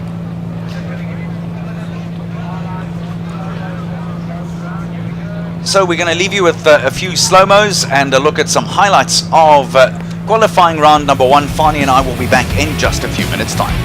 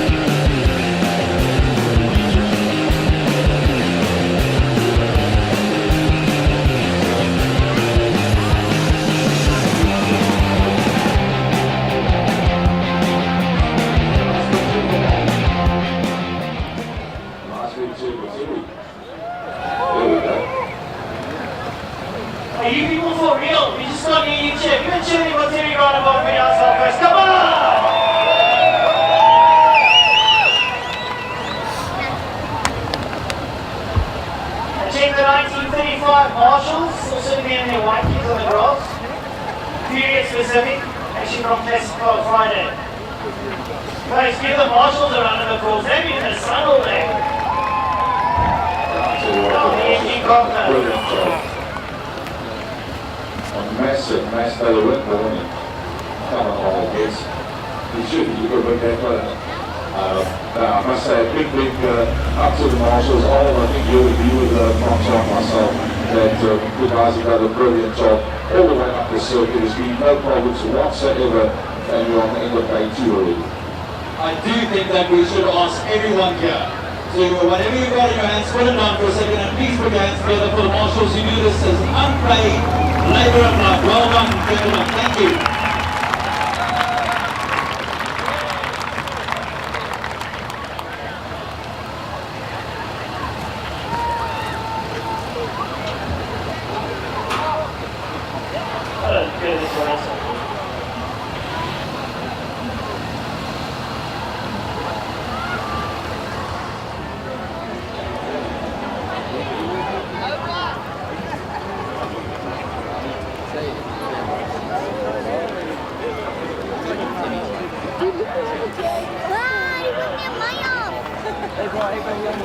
Folks, if you're not for the man that's going to suffer with cramping his 3 fingers all night, our starter. 1, 2, 3.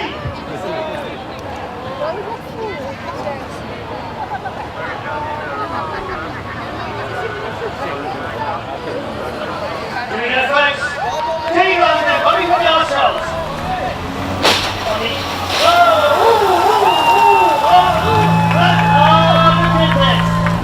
Can you believe it?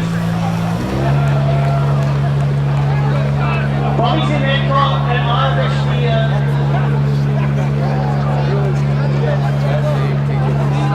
Bobby is the music of the club, not scared for him. Unbelievable. Now folks, for you that never saw the first run, watching his game around the corners with this car. So very nice, then we start turning right. Look at that folks, turning right.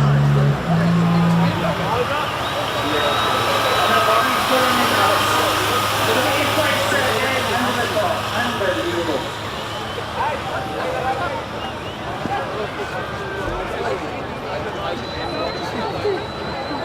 Just start turning into the road to make sure he doesn't hit any potholes.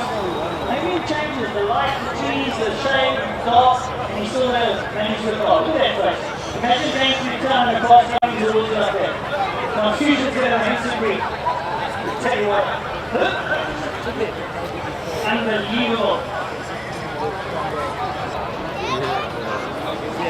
Chip, what I'm saying of the guy. Now he goes across the other side of the circuit. Oops. I'll tell you guys going to get over. Kenny knows what he's doing. He's quite a couple of times. And he did this a walk back across on the oval.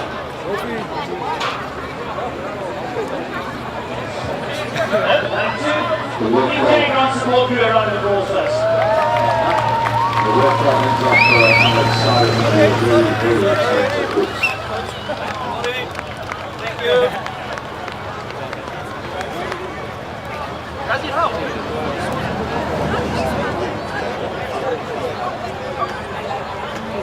When he gets seconds, he's white across the corner every night. Then she doesn't ever rep.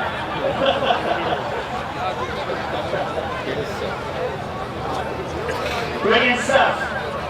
Teddy Grant takes it all the way up the top to the start-finish line, folks.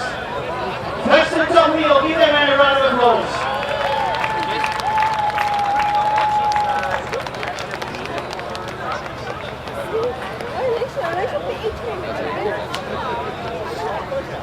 Bobby when I was bringing out the new single, I did it on my side.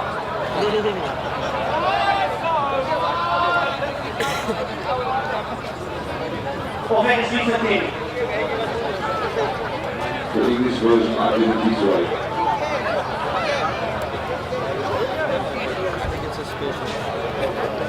Drivers, warning number 2, start getting your cars ready. Drivers, or competitors, start getting yourself ready for qualifying 2. That'll be the last qualifying round of the day.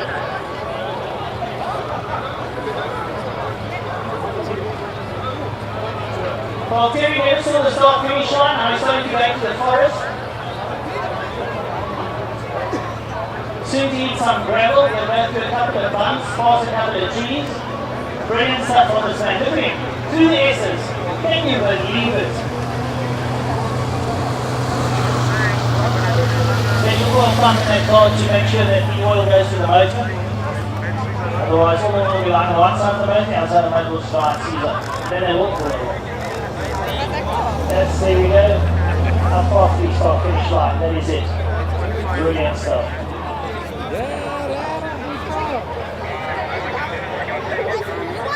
Right, you've got live pictures there. Terry Grant driving that car with one hand first, not 2-1. Alright, cool. Bobby from Yas was like, whoa, whoa.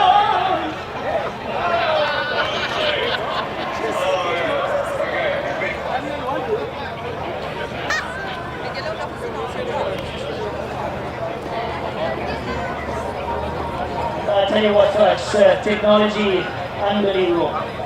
Live streaming, live audio. Unfortunately, the audio blocked out as I got the microphone onto the phone. You could see his lips not shaking that he was talking, but he couldn't get the audio through, unfortunately. We could have picked that up earlier, we could have actually done the audio on the Instagram. A lot of background noise here on Instagram, though. So I think the cars are ready, are the drivers ready? Drivers, marshals on their positions. Sparky Wright says, let's rock and roll. Competitors, body number 2, are you ready? It sounds like there's games.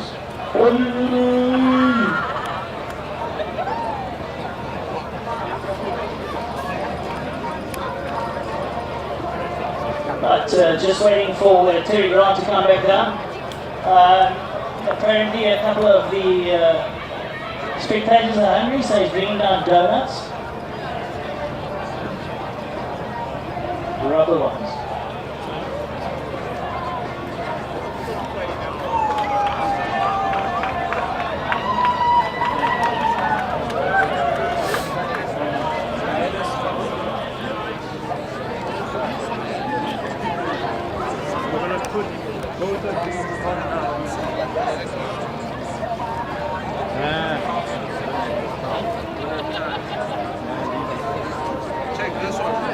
Right, so Terry Grant's gone back through the estate.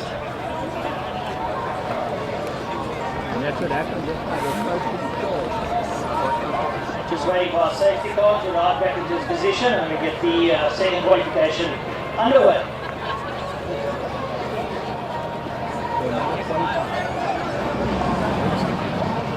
Right folks, if you leave here this evening, you know you're going to be back tomorrow, bring a friend.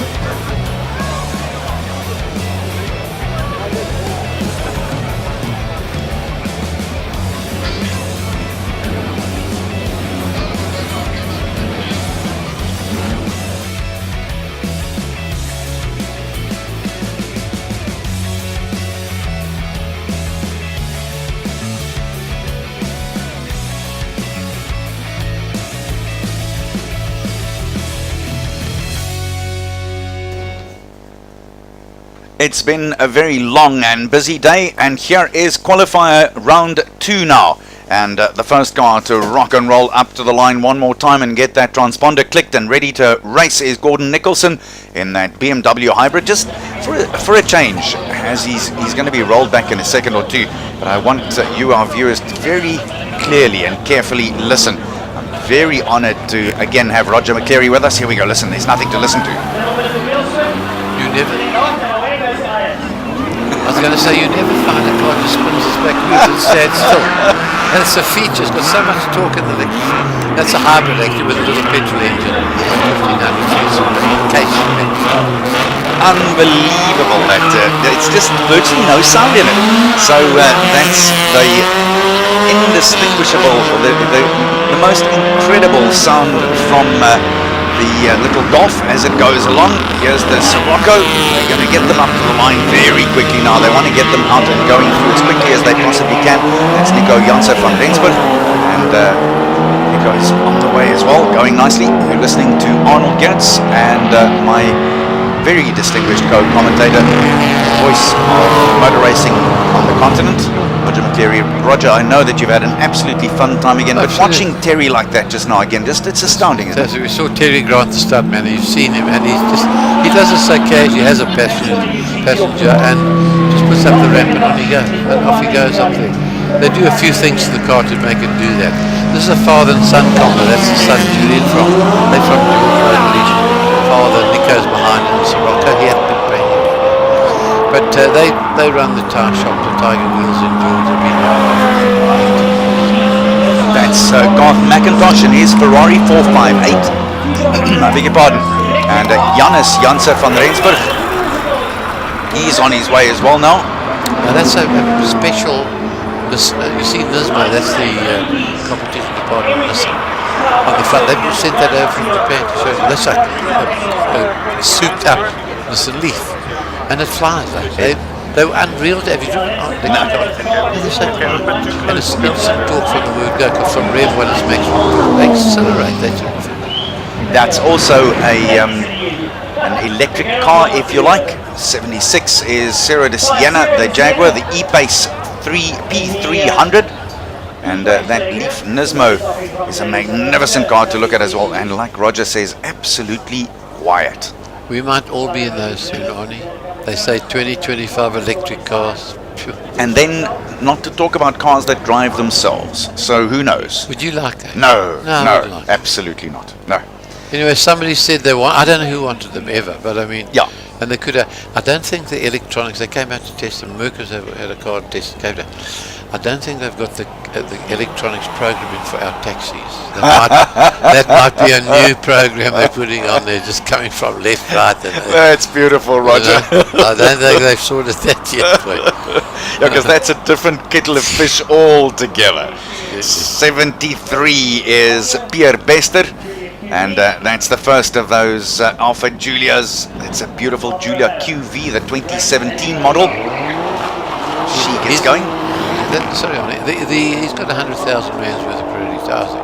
As I think we said it before, which you mentioned, yeah, but he'll be doing about 22 k's this weekend on 100,000 rands worth of rubber. Work that out. I'm just very pleased that running shoes don't cost that much and you only use them for 22 k's. Give time. It's for 2 cents.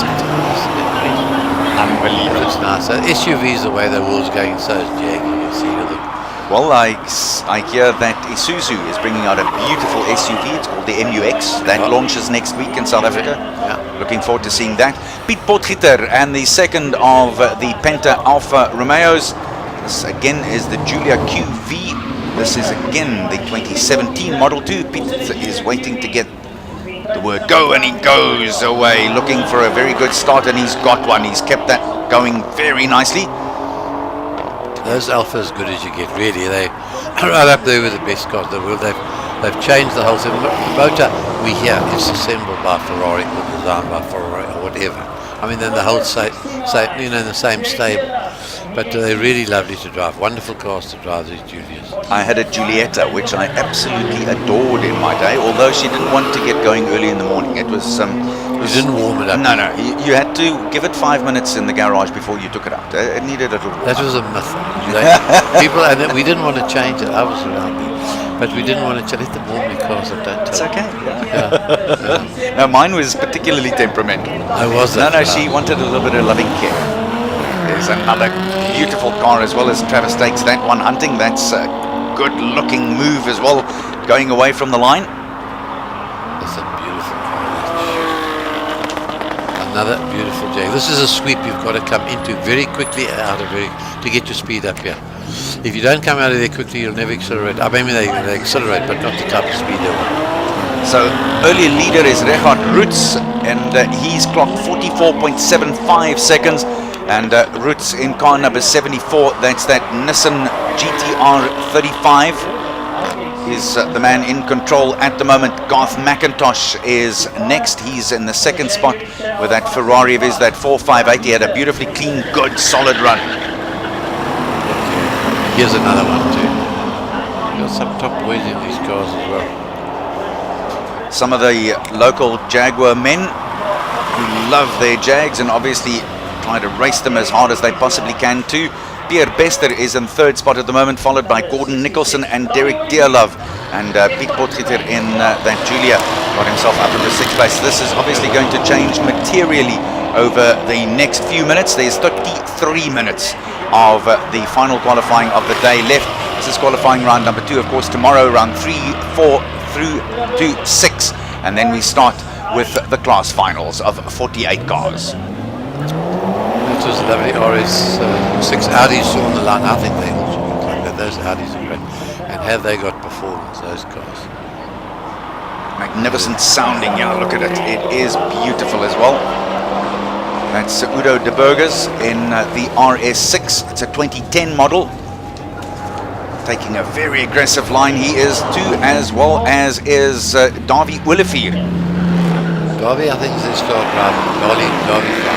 And as we said earlier this afternoon, holds the South African land speed record for standard cars. By Jag, they held the record here. He's 290 k's, was it? 292 k's. Something like a 294, somewhere around, but it's quick. Very quick. Barry Ingle has left the line and he's gone away very quickly. Jacques Wheeler in the McLaren 570S is also stepping up. Here he is. Let's watch that start. They almost look better from the back. I said it earlier. I looked at that car and that is one of the sexiest backsides a car's ever had. Honestly. I wonder about that crane. No, that's not a crane. That's a helicopter that's fallen. I'm joking. It's a crane. It does look like it. But they're protected by a few tires. That should help. As a big motor car comes in the crane. Yeah. 62, Ernst de Prier in the other McLaren 570S. It's a beaut as well. There he goes through the transponders. Now you may wonder exactly how they get the timing so precise. There's a transponder, and I know it is behind, it cannot be further back in the car than the third pillar, and that's what the marshals insist on. And those transponder readers are just about 5 meters ahead of the start line there as they go through. That was the big M5 from Rob Gehring. I absolutely love this car. I fell in love with it in the pits. It's such a neat looking animal. Absolutely. Clean lines. Yeah. And he was the racing manager for BMW before he went to go and overseas in Germany, actually, served long term. And his brother's Patrick. And the whole family used to be Alpha people, actually. It was Hugh Gehring was the father. He's one of the founders of Carlyle. The original Carlyle. Isak Spies on the line in his McLaren. Comes from Gauteng. Beauty, man. He really does. An update for you on who's setting the fastest time so far. Richard Roots, and just a differential of 1.345 seconds between him and Davy Olivier, 1.7 between him and Ernst de Prier, and just over 2 seconds between Richard Roots and Garth McIntosh. So 57, Paige Lindenberg. Yeah, that's for a Mustang. Looks lovely, eh? Really nice. That's a super snake, as they call it. Young Paige, proof that motorsport runs deep in the Lindenberg family, with her father Peter being famous for his exploits in F1 powerboats and circuit racing. And Paige has competed in 2 legendary Ford entries at the Jaguar Simola Hillclimb.